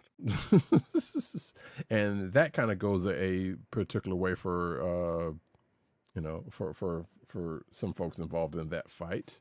But also we get Spidey meeting Moreland, which I could have sworn he had done in the course of the show previously to its ending. Maybe I'm wrong about that. I don't know. And we also, at the end of this, get a calling from a certain hunter that is known to stalk spiders at the end of this. So to what end will that be? We will find out next issue. Also, the word Farrago was mentioned in this, and I needed to look it up. I wanted to look it up to see what that meant outside of what Agent 70 knows it for. Right. Because I found out it is a tool, right? Yes. I use it, it's a tool for me. Yes, but apparently it is something else, because it was used in a specific way in this issue. Oh, also we get MJ basically talking to both her Aunt Anna after what happened last issue, and also talking to Aunt May, who apparently knows more than you would think she does about a certain situation that comes up here. And I kind of wondered at some point in some animated version what she knows and what she doesn't know, because we know in Spider-Man His Amazing Friend she was completely clueless, or seemingly completely clueless. We don't actually know that for certain, but it just came off that way. Next up, we get to the one book that I have this week that we do not have in common, and that is, oh shoot, actually, wait, no, because I didn't read those books. I was going to bring up Darkwing Duck and Tick-Toes, but I didn't get the chance to read either one of those, but I had intended to. But for Von Gloom's edification, actually, there's a few books I didn't get a chance to this week, but that we'll talk about that in a little bit. Fantastic Four and Gargoyles #1 one-shot.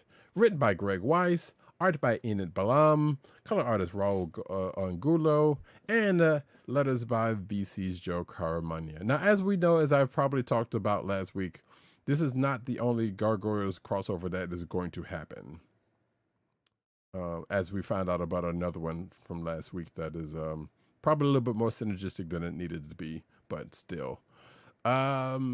So we get caught up with the various crews. Actually, it starts off kind of running in a little bit because we start off with Demona in the past, who just so happens to go roll up on somebody named Diablo.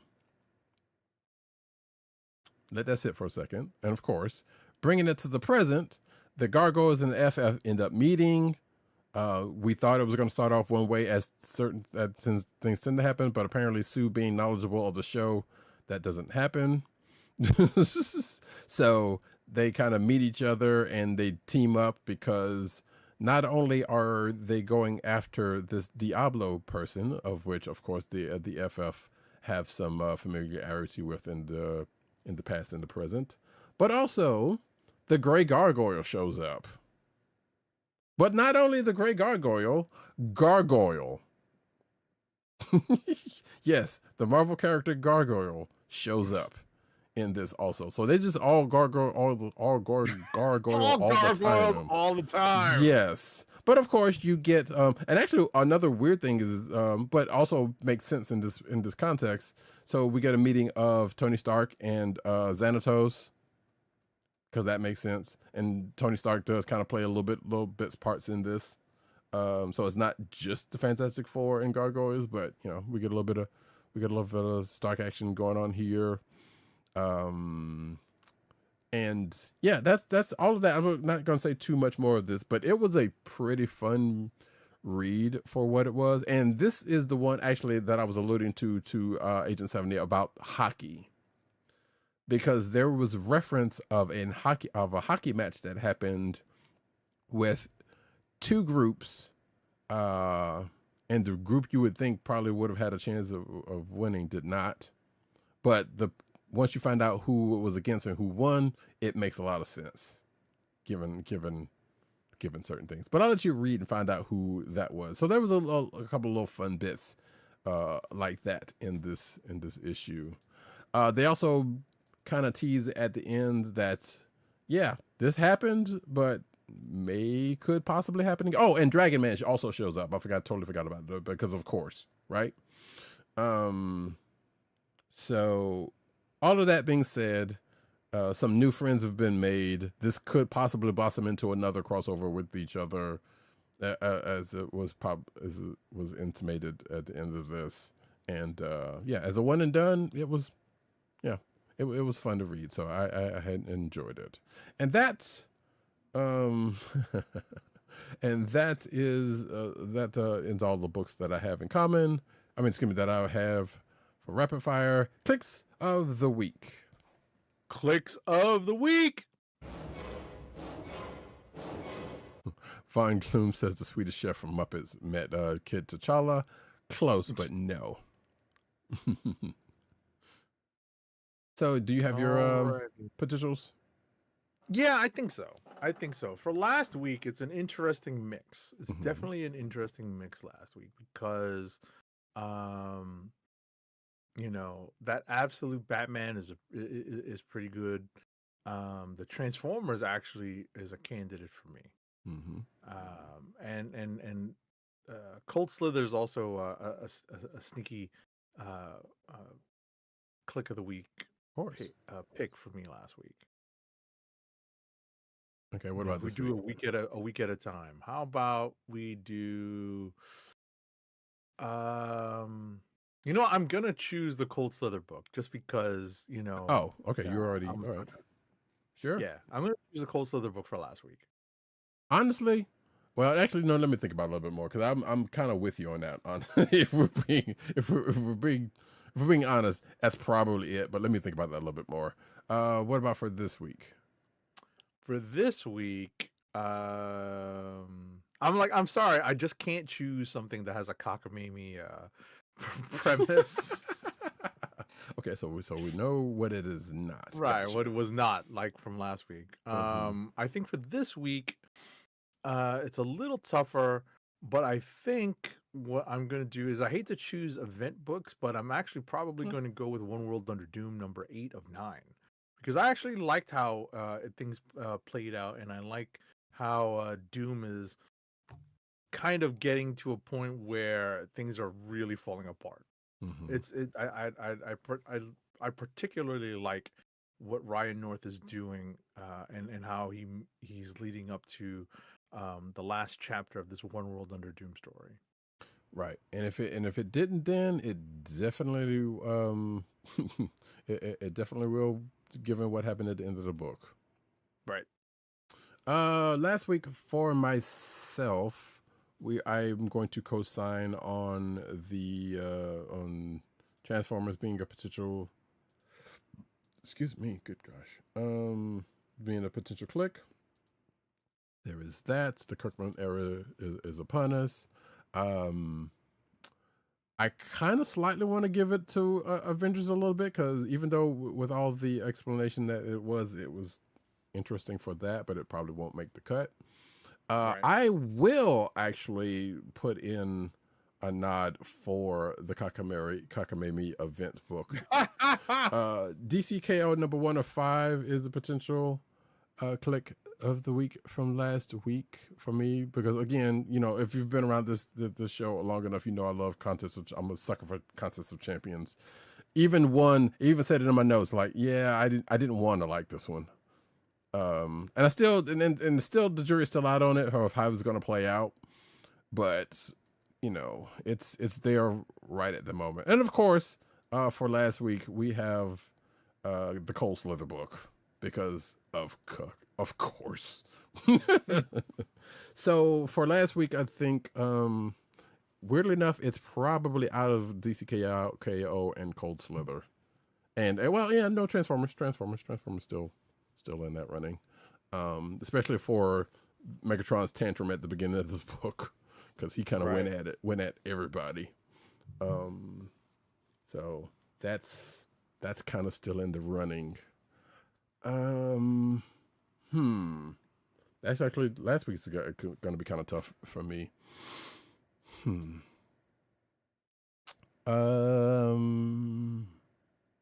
also this could be one of those weeks that's like, well, since Cold Slither is already represented, I shouldn't feel obligated to do it since it's already represented. No,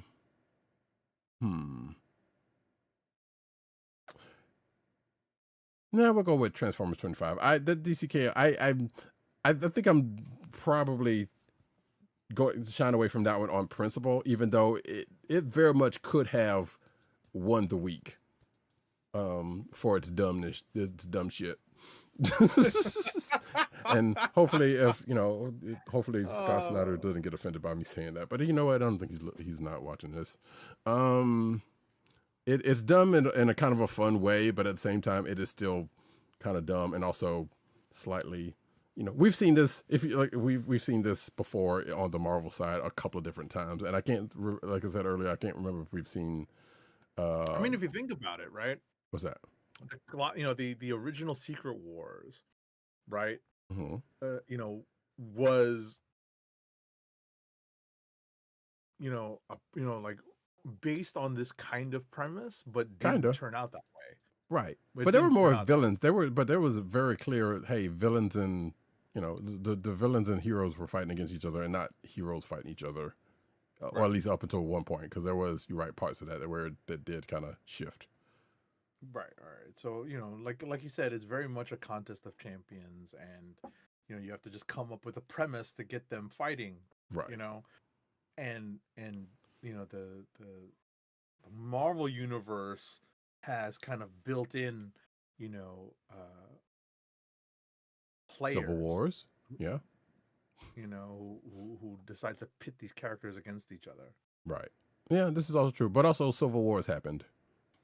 True enough. So, but yeah, the DC K.O, like I said, the jury's going to still continue to be out on DC K.O. How that shakes out. So for this week, though, the books that I have, and again, Transformers is the one that got last week from me. This week is potentially Fantastic Four Gargoyles, G.I. Joe number 12, and also One World Under Doom, number 8 of 9. ThunderCats was good, but it's generally good, and also Gatchaman good in the ways that it normally is. But there wasn't anything spectacularly better about either one of those books than normal, personally. But it's but they were still pretty good.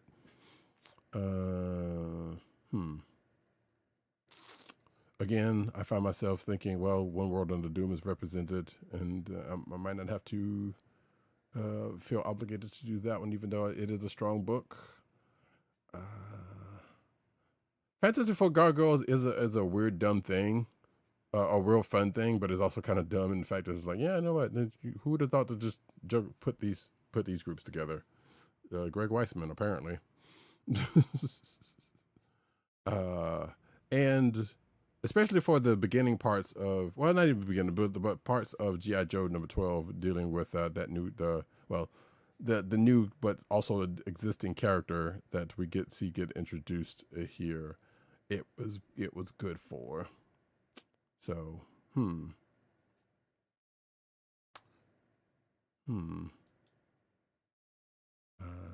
yeah, no, I give it to One World Under Doom. Because it kind of, especially like I said with the ending, it showed its strength throughout the whole thing. But yeah, don't sleep on that G.I. Joe 12 or Fantastic Four Gargoyles for some fun stuff, or ThunderCats either. Before we get into the news section and ad reads and whatnot, just to point out a couple of books that came out this week. Darkwing Duck, DuckTales number 7. Darkwing Duck number 6. DuckTales number 7 came out this week. There were some more of those Age of Revelation books that came out also this week. Sinister 6, Rogue Storm was the other one, I believe. And was there one more? There was one more, wasn't there? Oh yeah, there's a couple of Teenage Mutant Ninja Turtles books, but we don't have to worry about that. Oh, Unbreakable X-Men, that was the other one. Came out. I feel like there was actually another, because it felt like there was a whole hell of a lot of those books that came out within the last couple of weeks, especially. Oh, Iron and Frost. There was actually another one. Iron and Frost was another one of those books in that X-Men thing. And of course, there was the Racer X book from the Speed Racer Corner. So we'll probably try to tackle some of those Age of Revelation stuff, as Agent 70 already has. But we'll probably dig into some of those other ones just to see what they were like. Yeah, there's just a lot of them. Yeah. I did a real stupid move. If you watch my Instagram, actually, you would notice that last week's book haul was significant. And real dumb, because it was all of those Age of Revelation books. And I couldn't believe that I did that. But I did. So we are here now with a bunch of books that I may or may not read. But that being the case, like I said, I was about to say, and just to mention a book from last week, was it Returns of Planet Hulk? Oh yeah, I don't think I have a Carla copy for that. Puglion, right? I actually picked up a hard copy of it at New York Comic Con. Have I had any time to read it yet? No. Yeah. But I got it. I picked it up from Greg Pak and he signed it for me. So yeah, it's I have it. It's just I haven't gotten to read it yet. Right. Also, that Amazing Spider-Man Torn came out last week from Straczynski and crew. Captain Planet number 6 came out last week, which I still need to catch up on because I think I might be a couple behind. Outside of that, there was a Harley Quinn Elvira book. There was that Marvel Knights Punisher book that came out. We talked about it, but neither one of us read it. Lower Decks 12. That also came out. I think ThunderCats Powerpuff Girls #4 came out, but that's just bonkers. Who cares? Ultimate Black Panther. I think I actually read that, but I didn't put it in my notes. But I'm not even going to rehash it. So, because I don't remember what actually happened. So, but yeah, books came out, folks. A lot of shit came out. There's a lot of stuff out these 2 weeks. It's a busy, busy time. Indeed. So, like I said, we will, as long as we got to the coastal of the book, that was my main aim.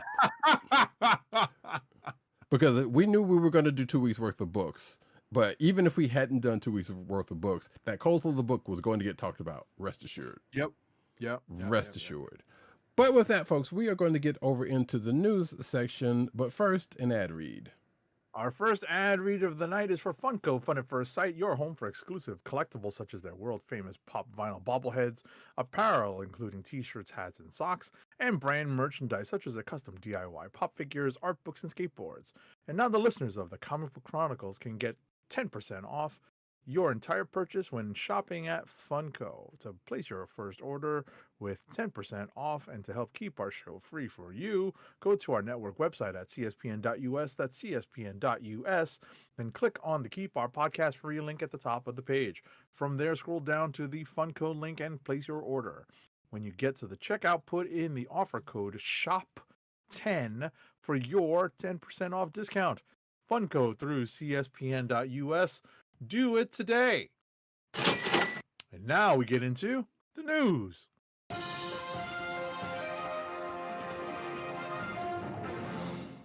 Cinematic news, as we do about the time. Didn't pull a whole lot of news. If you want to see a bulk of the news, go back to last week's episode where I ran through the news. And also Von Gloom was there along for the ride. So we appreciate that again, Von Gloom, for being in the chat.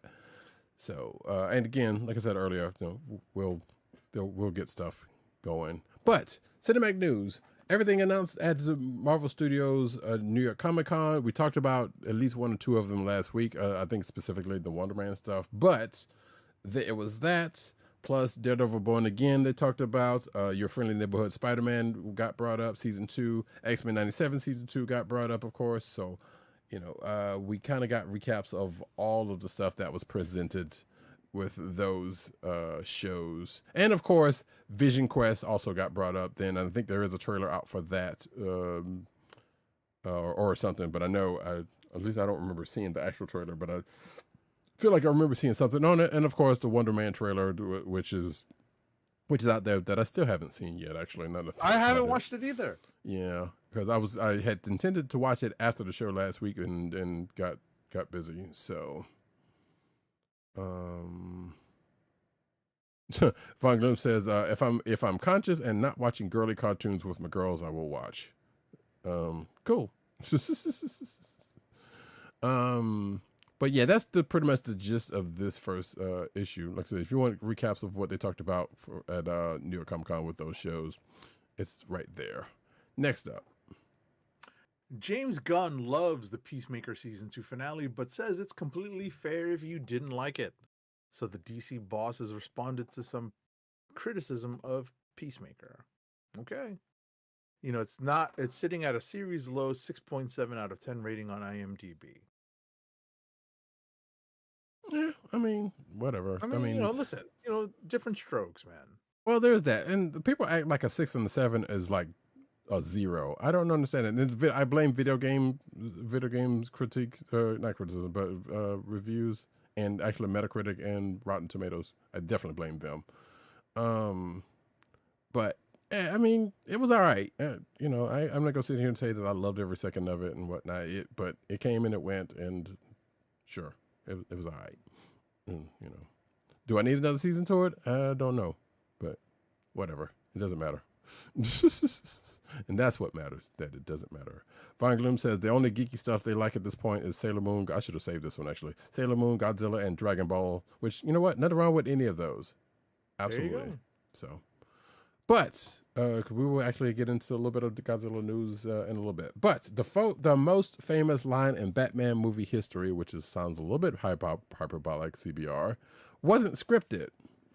So we're talking about the '89 Batman, and apparently Michael Keaton was responsible for Batman's most famous line. So let's see. Talk about Danny Esman and the theme. Talk about Batman. Here's the quote.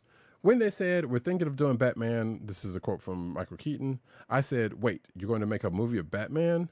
Yeah, there was Superman, but that's Superman, which Dick Donner did, which was really, really good. Very charming, actually.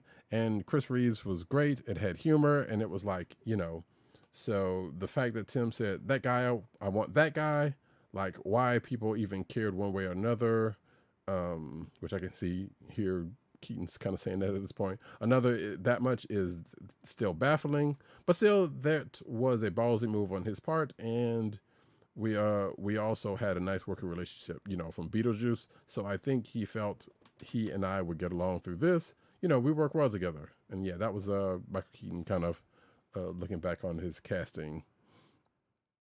But let's see. So, but as far as the line in general. One of the first lines Keaton ever uttered as Batman would go on to become his most iconic, according to this article. I'm Batman. Keaton delivered other notable lines in the film, such as, you want to get nuts? Let's get nuts. But the I'm Batman soundbite remains the most recognizable.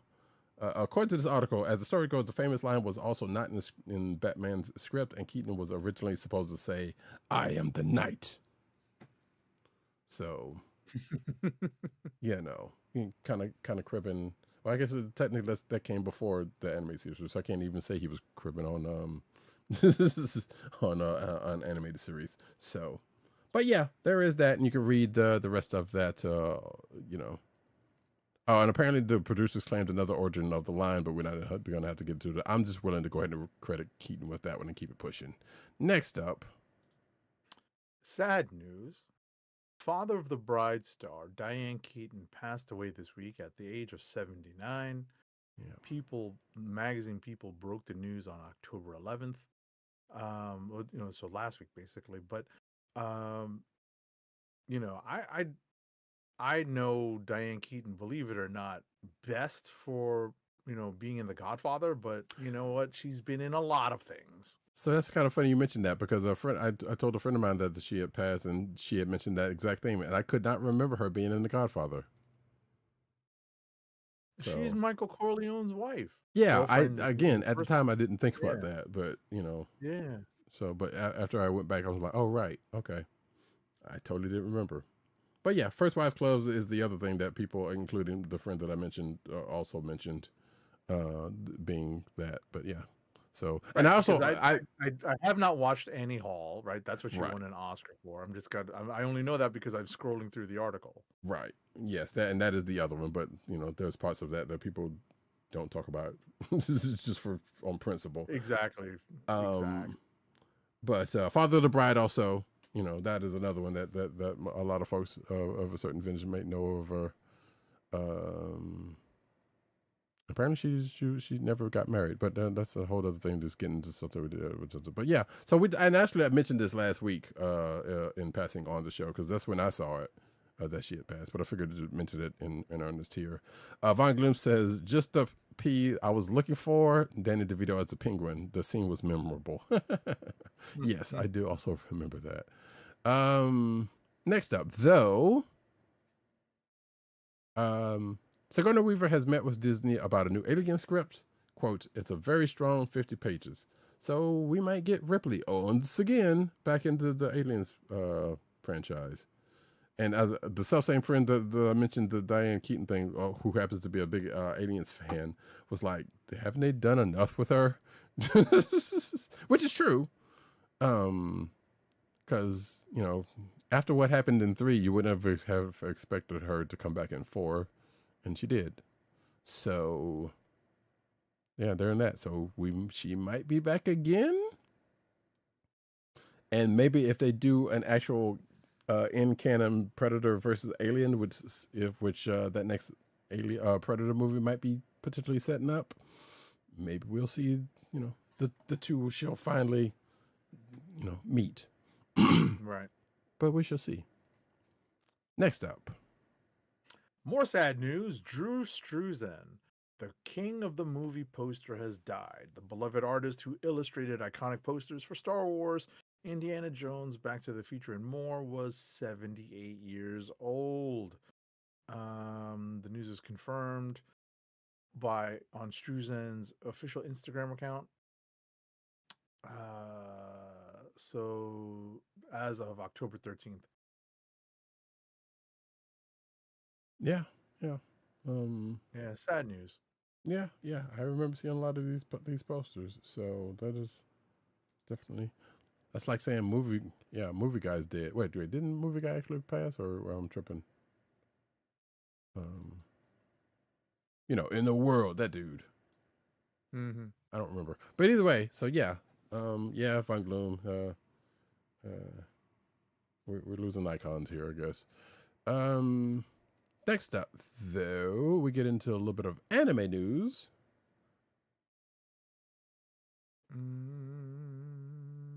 Transmute.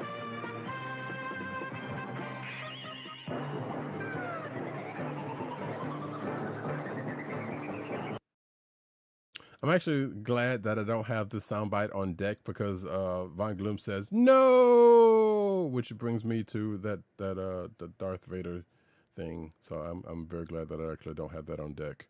Because but Stargaze, wrong franchise. TRIGUN STARGAZE Anime takes aim with new trailer, visual, and January 2026 premiere. I don't remember what happened with that at the end of that last TRIGUN, but it was good. I just don't remember it, so I might have to revisit that. The thing for me about this that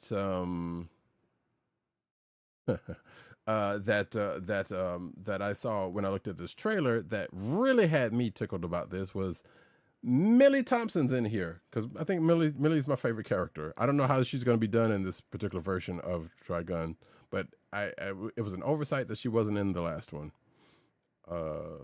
So hopefully they're going to do right by Millie, but hopefully they're not going to do wrong by Millie. If you know how TRIGUN went, the original TRIGUN went, then you know what I'm talking about. Yes, Von Gloom, you do need to keep to do that soundbite. And yes, I do remember Vash confronted his brother, but like I said, I don't remember anything around that. And this trailer that they have in here kind of mentions all of that. But so yeah, we're getting more TRIGUN, or more of the new TRIGUN, I guess. And there's a poster right there with the four characters there. Which I guess that old guy must have said, "I'm enough of this."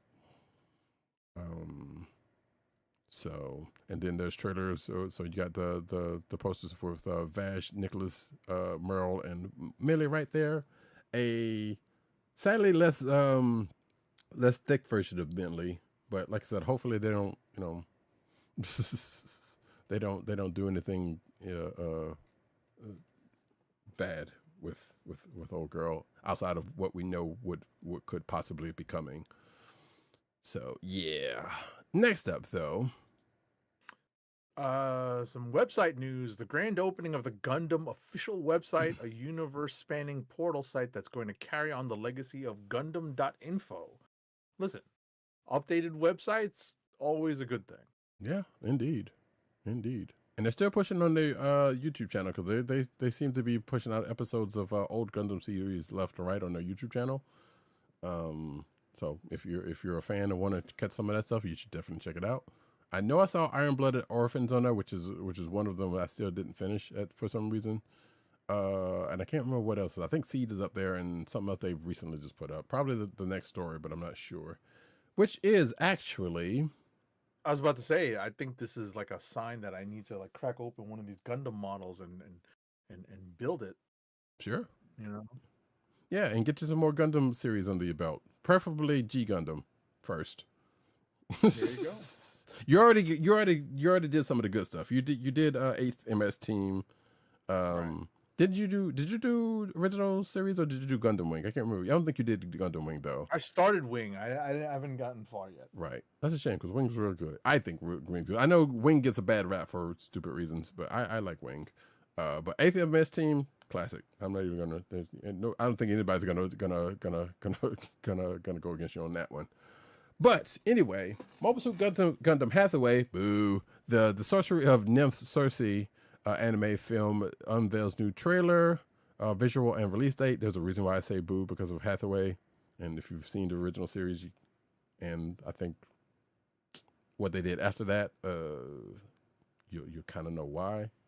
Because F that dude. Anyway, let's see. So the second chapter of the trilogy, I did not know that was the case.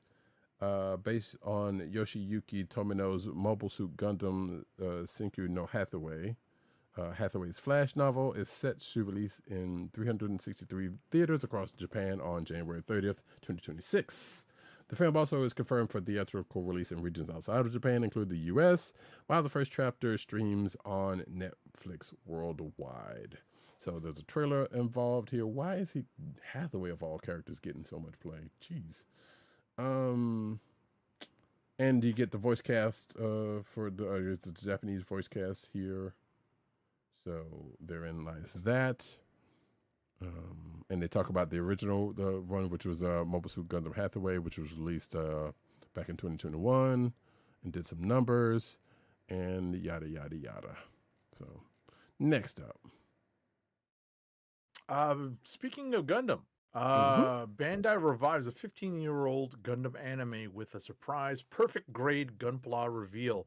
Nearly 2 decades old, the Mobile Suit Gundam Unicorn sub-franchise introduced several unique and notable mecha to the brand. Now a model kit for one of those mobile suits is finally being re-released, and the same goes for a golden mobile suit from another anime. So Premium Bandai is reissuing the PG-160th RX-0 Unicorn Gundam Final Battle version and the PG-160th Unicorn Gundam 03 Phoenix narrative version. So these are high-end collectibles, folks. These are not kids' toys. I'm looking for pricing. So now available to order through the Premium Bandai website, the Unicorn Gundam model kit is roughly $187 US, while the Phoenix is roughly $366, with both expected to ship out in October. Mm-hmm. H70, you missed out last week because there was a few. Well, actually, it was a heavy toy-centric news section. Honestly, last week also. But yeah, there was definitely a few Gundam sets that talked about last week. Not this one. So I had to save at least one for you. But next up, we get into some comic book news. Actually, I'm sorry. No, we don't. We're still in the toy corner. My bad. But just let that stand. The Nacelle company has some more Star Trek figures, including Spock, as you see right there, which is coming in wave 3.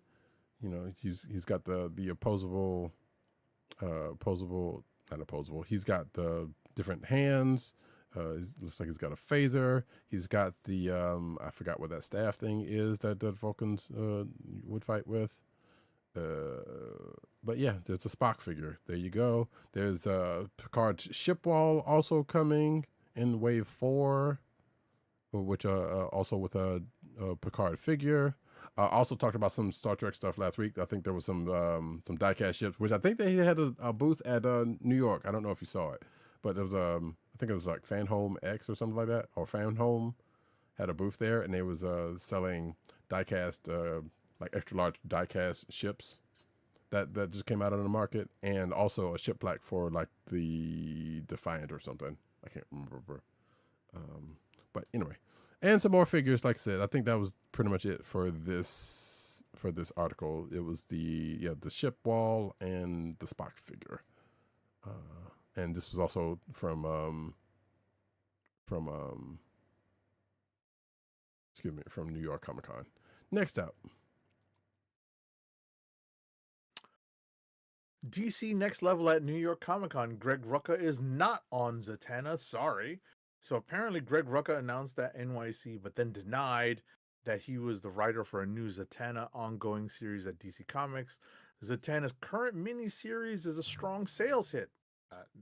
I'm not reading it. Are you reading it, Roddykat? Actually, yes, I had been reading it. I started reading it. I think I I fell off for a second, but yeah, I've been catching up on it. So yeah, it's pretty good. I need to maybe look into that.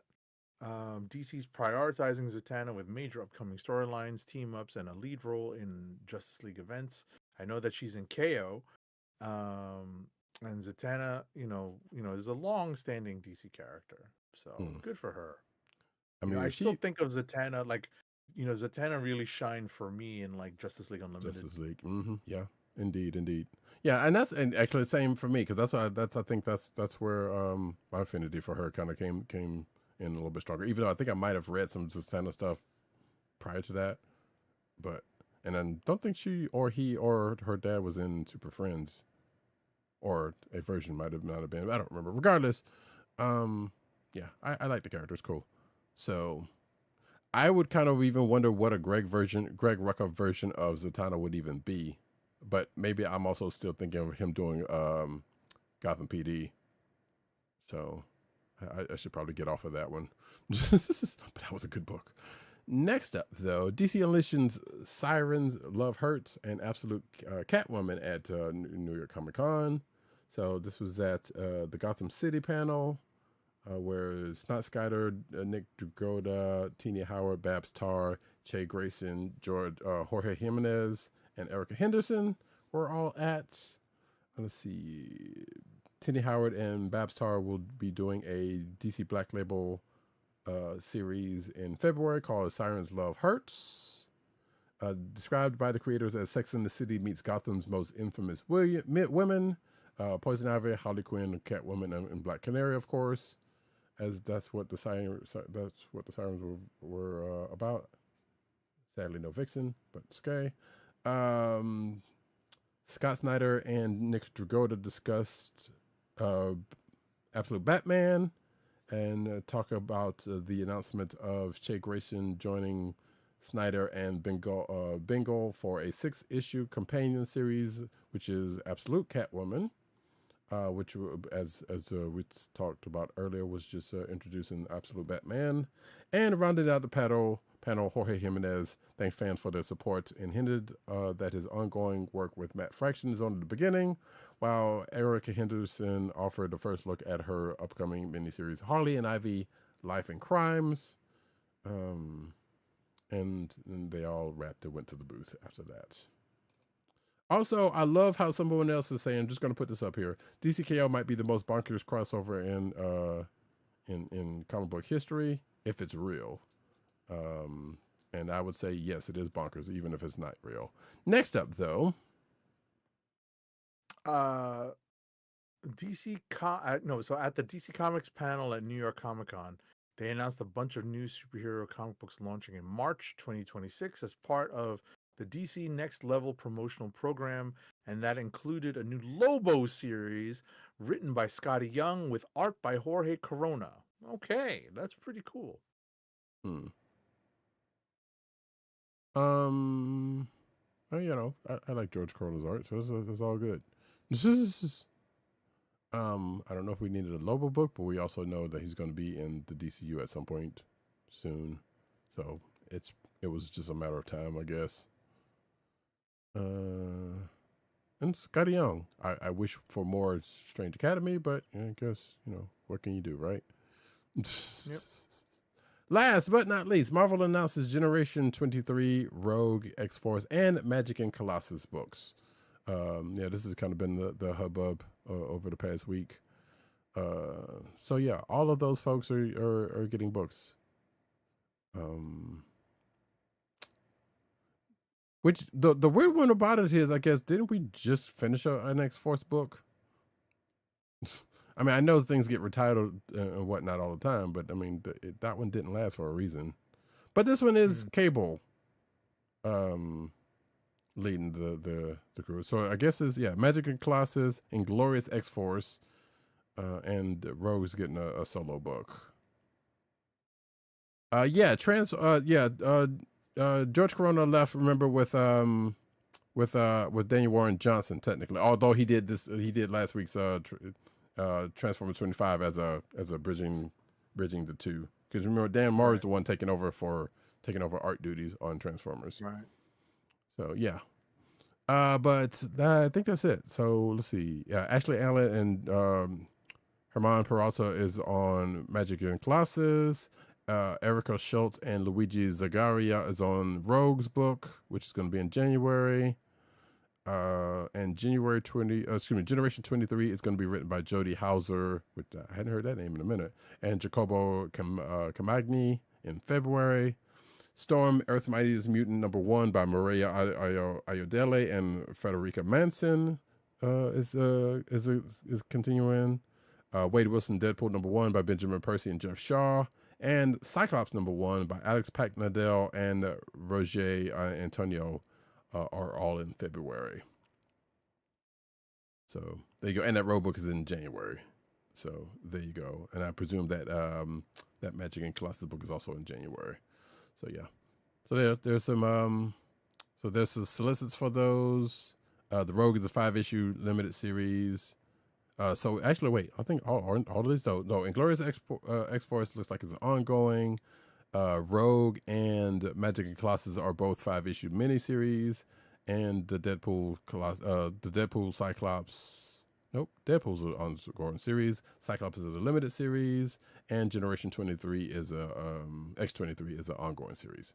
There you go. Right, and the rest of these kind of like mini solicitations are for all of the returning books. Right. Cause Post Age of Storm, Revelation, Wolverine. Going into Shadows of Tomorrow. Right. After coming out of Age of Revelation. So there you go, folks. And that's it for the news section. Before we get to the last ad read, though, we got a little bit of show and tell. Sure. And I guess I'll go ahead and do mine first, since I know mine's going to be a little quick. There you go. And I'm not taking down my thing because I just don't think I would have to. I have, as Von Gloom said last week, the movie that put him to sleep. Oh no! A physical copy of Fantastic Four is in my hands. First steps. Oh no! You went to put him to sleep. To be fair, the man worked some crazy late hours. I don't know if it was actually the movie or just the fact that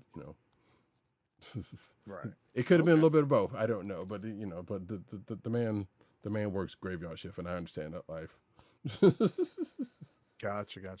So, but yeah, I got my copy of Fantastic Four here. There's if you're watching the video version, you see the front and back. Blu-ray with digital code, so I hadn't put that in the code in just yet, but I will.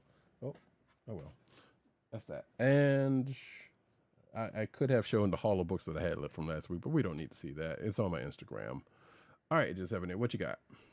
Gotcha. And just as a reminder, my project is to put up all of the things and some of my experiences at New York Comic Con on Agent_70 on Instagram. So make sure to follow that for all the goodies that I was able to pick up. Mostly it's prints, but yeah, I'll be talking about some of my experiences and the one panel I got to see as well.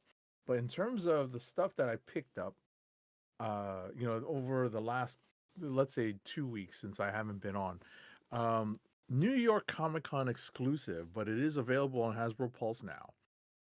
It is the new version of the Marvel Legend Super Skrull, right? It's pretty cool. It's definitely got pinless limbs, and it's got nice appendages that mimic the Super Skrull's powers. This is definitely a better version of Super Skrull over the Build-A-Figure version that came out many moons ago. With Marvel Legends, so I'm happy to get that. Next up, I actually ordered this. This was an exclusive. I think it was at San Diego, and I didn't get it right away. But I decided to pick up the Spidey Magic the Gathering Battle Damage Spidey on Marvel Legends on Hasbro Pulse. That is. Do they still have any more of that? you should take a look. I should take a look. I will take a look. Jump on Hasbro Pulse. The Man Wolf is actually pretty tempting, but I don't have any kind of affinity for the character. But they did a pretty good job with this battle damage Spidey, so I wanted to pick that up. And last but not least, I pre-ordered the Mephisto on Hasbro Pulse, so I decided to pick up the Ghost Rider Hasbro Pulse with the alternate head, the Johnny Blaze head here on that. I think it's Danny. To be honest, I always associate the flaming chain with Danny Ketch, but I know that they have given Johnny Blaze the flaming chain as well. I think based on the art on this figure, I want to say that it is Danny Ketch because the bike, the Ghost Rider bike, is the Danny Ketch version. So I want to say this is the Danny Ketch version. Gotcha. So actually, wait, I think I did this last week, actually. So I don't necessarily need to bring this back up. Speaking of that Spider-Man Magic the Gathering thing, I did get a box of, I did get a I box remember of, that. I was on the show with. That's what I thought. So I don't, like I said, don't necessarily need to have to rehash that, but it is still there, and I still haven't opened it yet. That was, I guess that was the other thing, and I think I have another box might be possibly coming. Well, I know I got 2 other boxes coming, but not for that. Right. Maybe 1 other box for that, but definitely for the next set that's coming out. And the other stuff that we talked about last week. I will say that I'm on the. If you're watching the video version, you can see that Hasbro Pulse has a Black Bolt Triton 2-pack that is on pre-order for $57.99. Yeah, I ordered mine already. Of course you did. I should not be surprised. And they got a Tron thing that's that they want back, and I'm 2 seconds from it, but I don't know about that. Got a Big Lob on pre-order. Oh my god, I did see that. Big Lob, voiced by one Arsenio Hall. Yeah.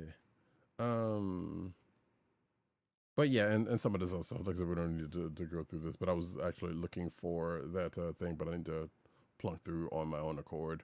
So with that, we are going to get into the last ad read. Our last ad read of the night is for Amazon. Keep our podcast free by shopping at Amazon. Visit cspn.us, then click the Keep Our Podcast Free link at the top of the page. From there, scroll down and click on the Amazon link to shop. Purchase items from Amazon as you normally would, whether it's books, music, electronics, jewelry, apparel, or Marvel Legends. For every purchase made on Amazon through our link, Amazon sends the CSPN a payment that helps us keep the Comic Book Chronicles podcast free for our listeners at no extra cost to you. Amazon.com through CSPN.us. Do it today. Okay, so for folks that are interested, Hasbro Pulse has the Battle Damage Spider-Man on pre-order because that was a con thing exclusive at the time. But these figures are on pre-order, $46.99 for the Spidey. There's the Mary Jane with the Iron Spider. There's Agent Venom. And there is, we talked about this in the past, and there's the Man Wolf. And they all come with cards. Probably 2 of those I might actually plunk down on, honestly. But I think the card that you get is probably one that you already get in the set. But I want to confirm that before I plunk that. Because if not, then I'm not going to, that Spider, the Battle Damage Spidey would probably get either way. But I don't know about the rest of those. Yeah, listen, that's a pretty steep price for a single figure. He does come with cool things. Right. But the fact that you're getting a Magic card, it says exclusive Magic the Gathering card. Right. But there might be a slightly different version of the card in the set already. But or it very well just could be, this is exclusive and that card is that. Which if that's the case, then all the better.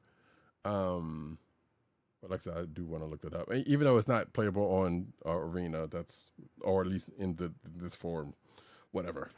Von Gloom says, actually, hold on, let me push over to this last shot, Hogue, as we get off of this. Von Gloom says, welp. Oh, it had too many, talking about Fantastic Four first steps.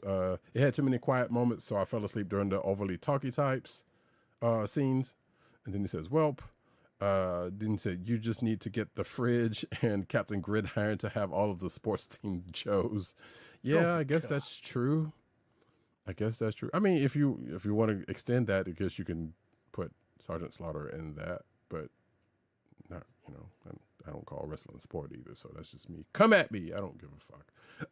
Not sure if it would be cool or funny to have the Williams sisters as tennis team Joes. I'm pretty sure you're going to workshop that one, Von Gloom, as you have done with your Extreme Sports Joe. That if you saw the show notes from last week's show, I think I put a link into that in the show notes.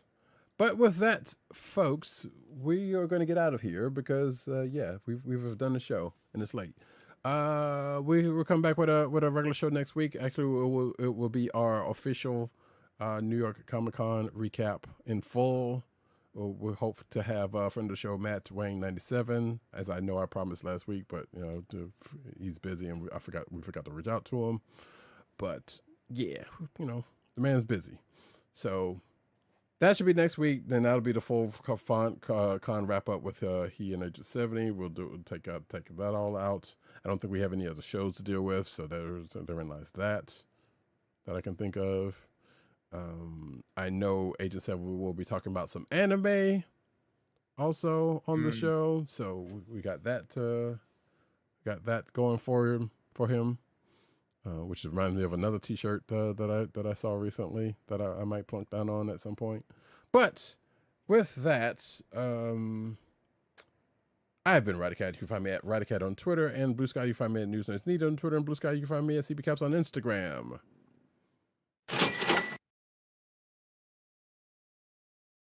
Wait, I confused Ben with Matt. Oh, no. I'm not sure how that happened, but no worries.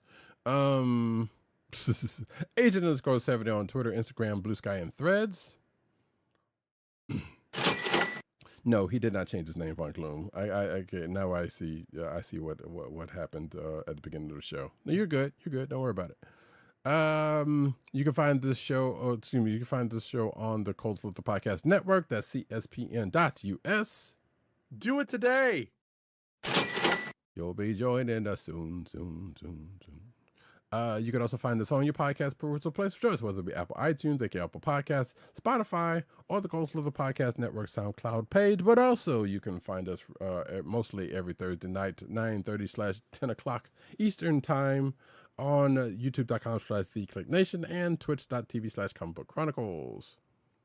Make sure to click like, subscribe, leave us all the positive 5-star reviews. Hit that notification button so you know when we're on live. Smash that like button. Indeed. And again, if you did not check out my my stream of Marvel Cosmic Invasion on Twitch, you should do so. It's pretty good. I had fun on that, playing through all of the characters except for Venom, because I was just, not because he wasn't good to play, it's just that I just don't like Venom that much. But yeah, that joint was fun. Can't wait for the full game, and there will be more streams, and the list will be shortened at some point. Maybe going into the new year. We don't know. I don't know. Still trying to figure out what to do with the files of that one. But that, folks, is it for the show. Later on, Von Gloom, appreciate you for being here. Yes, thank you. But this has been the Comic Book Chronicles. Peace. Peace. One. Hold on. I'm getting to it. I love it when a plan comes together. Good evening, Rick. Would you believe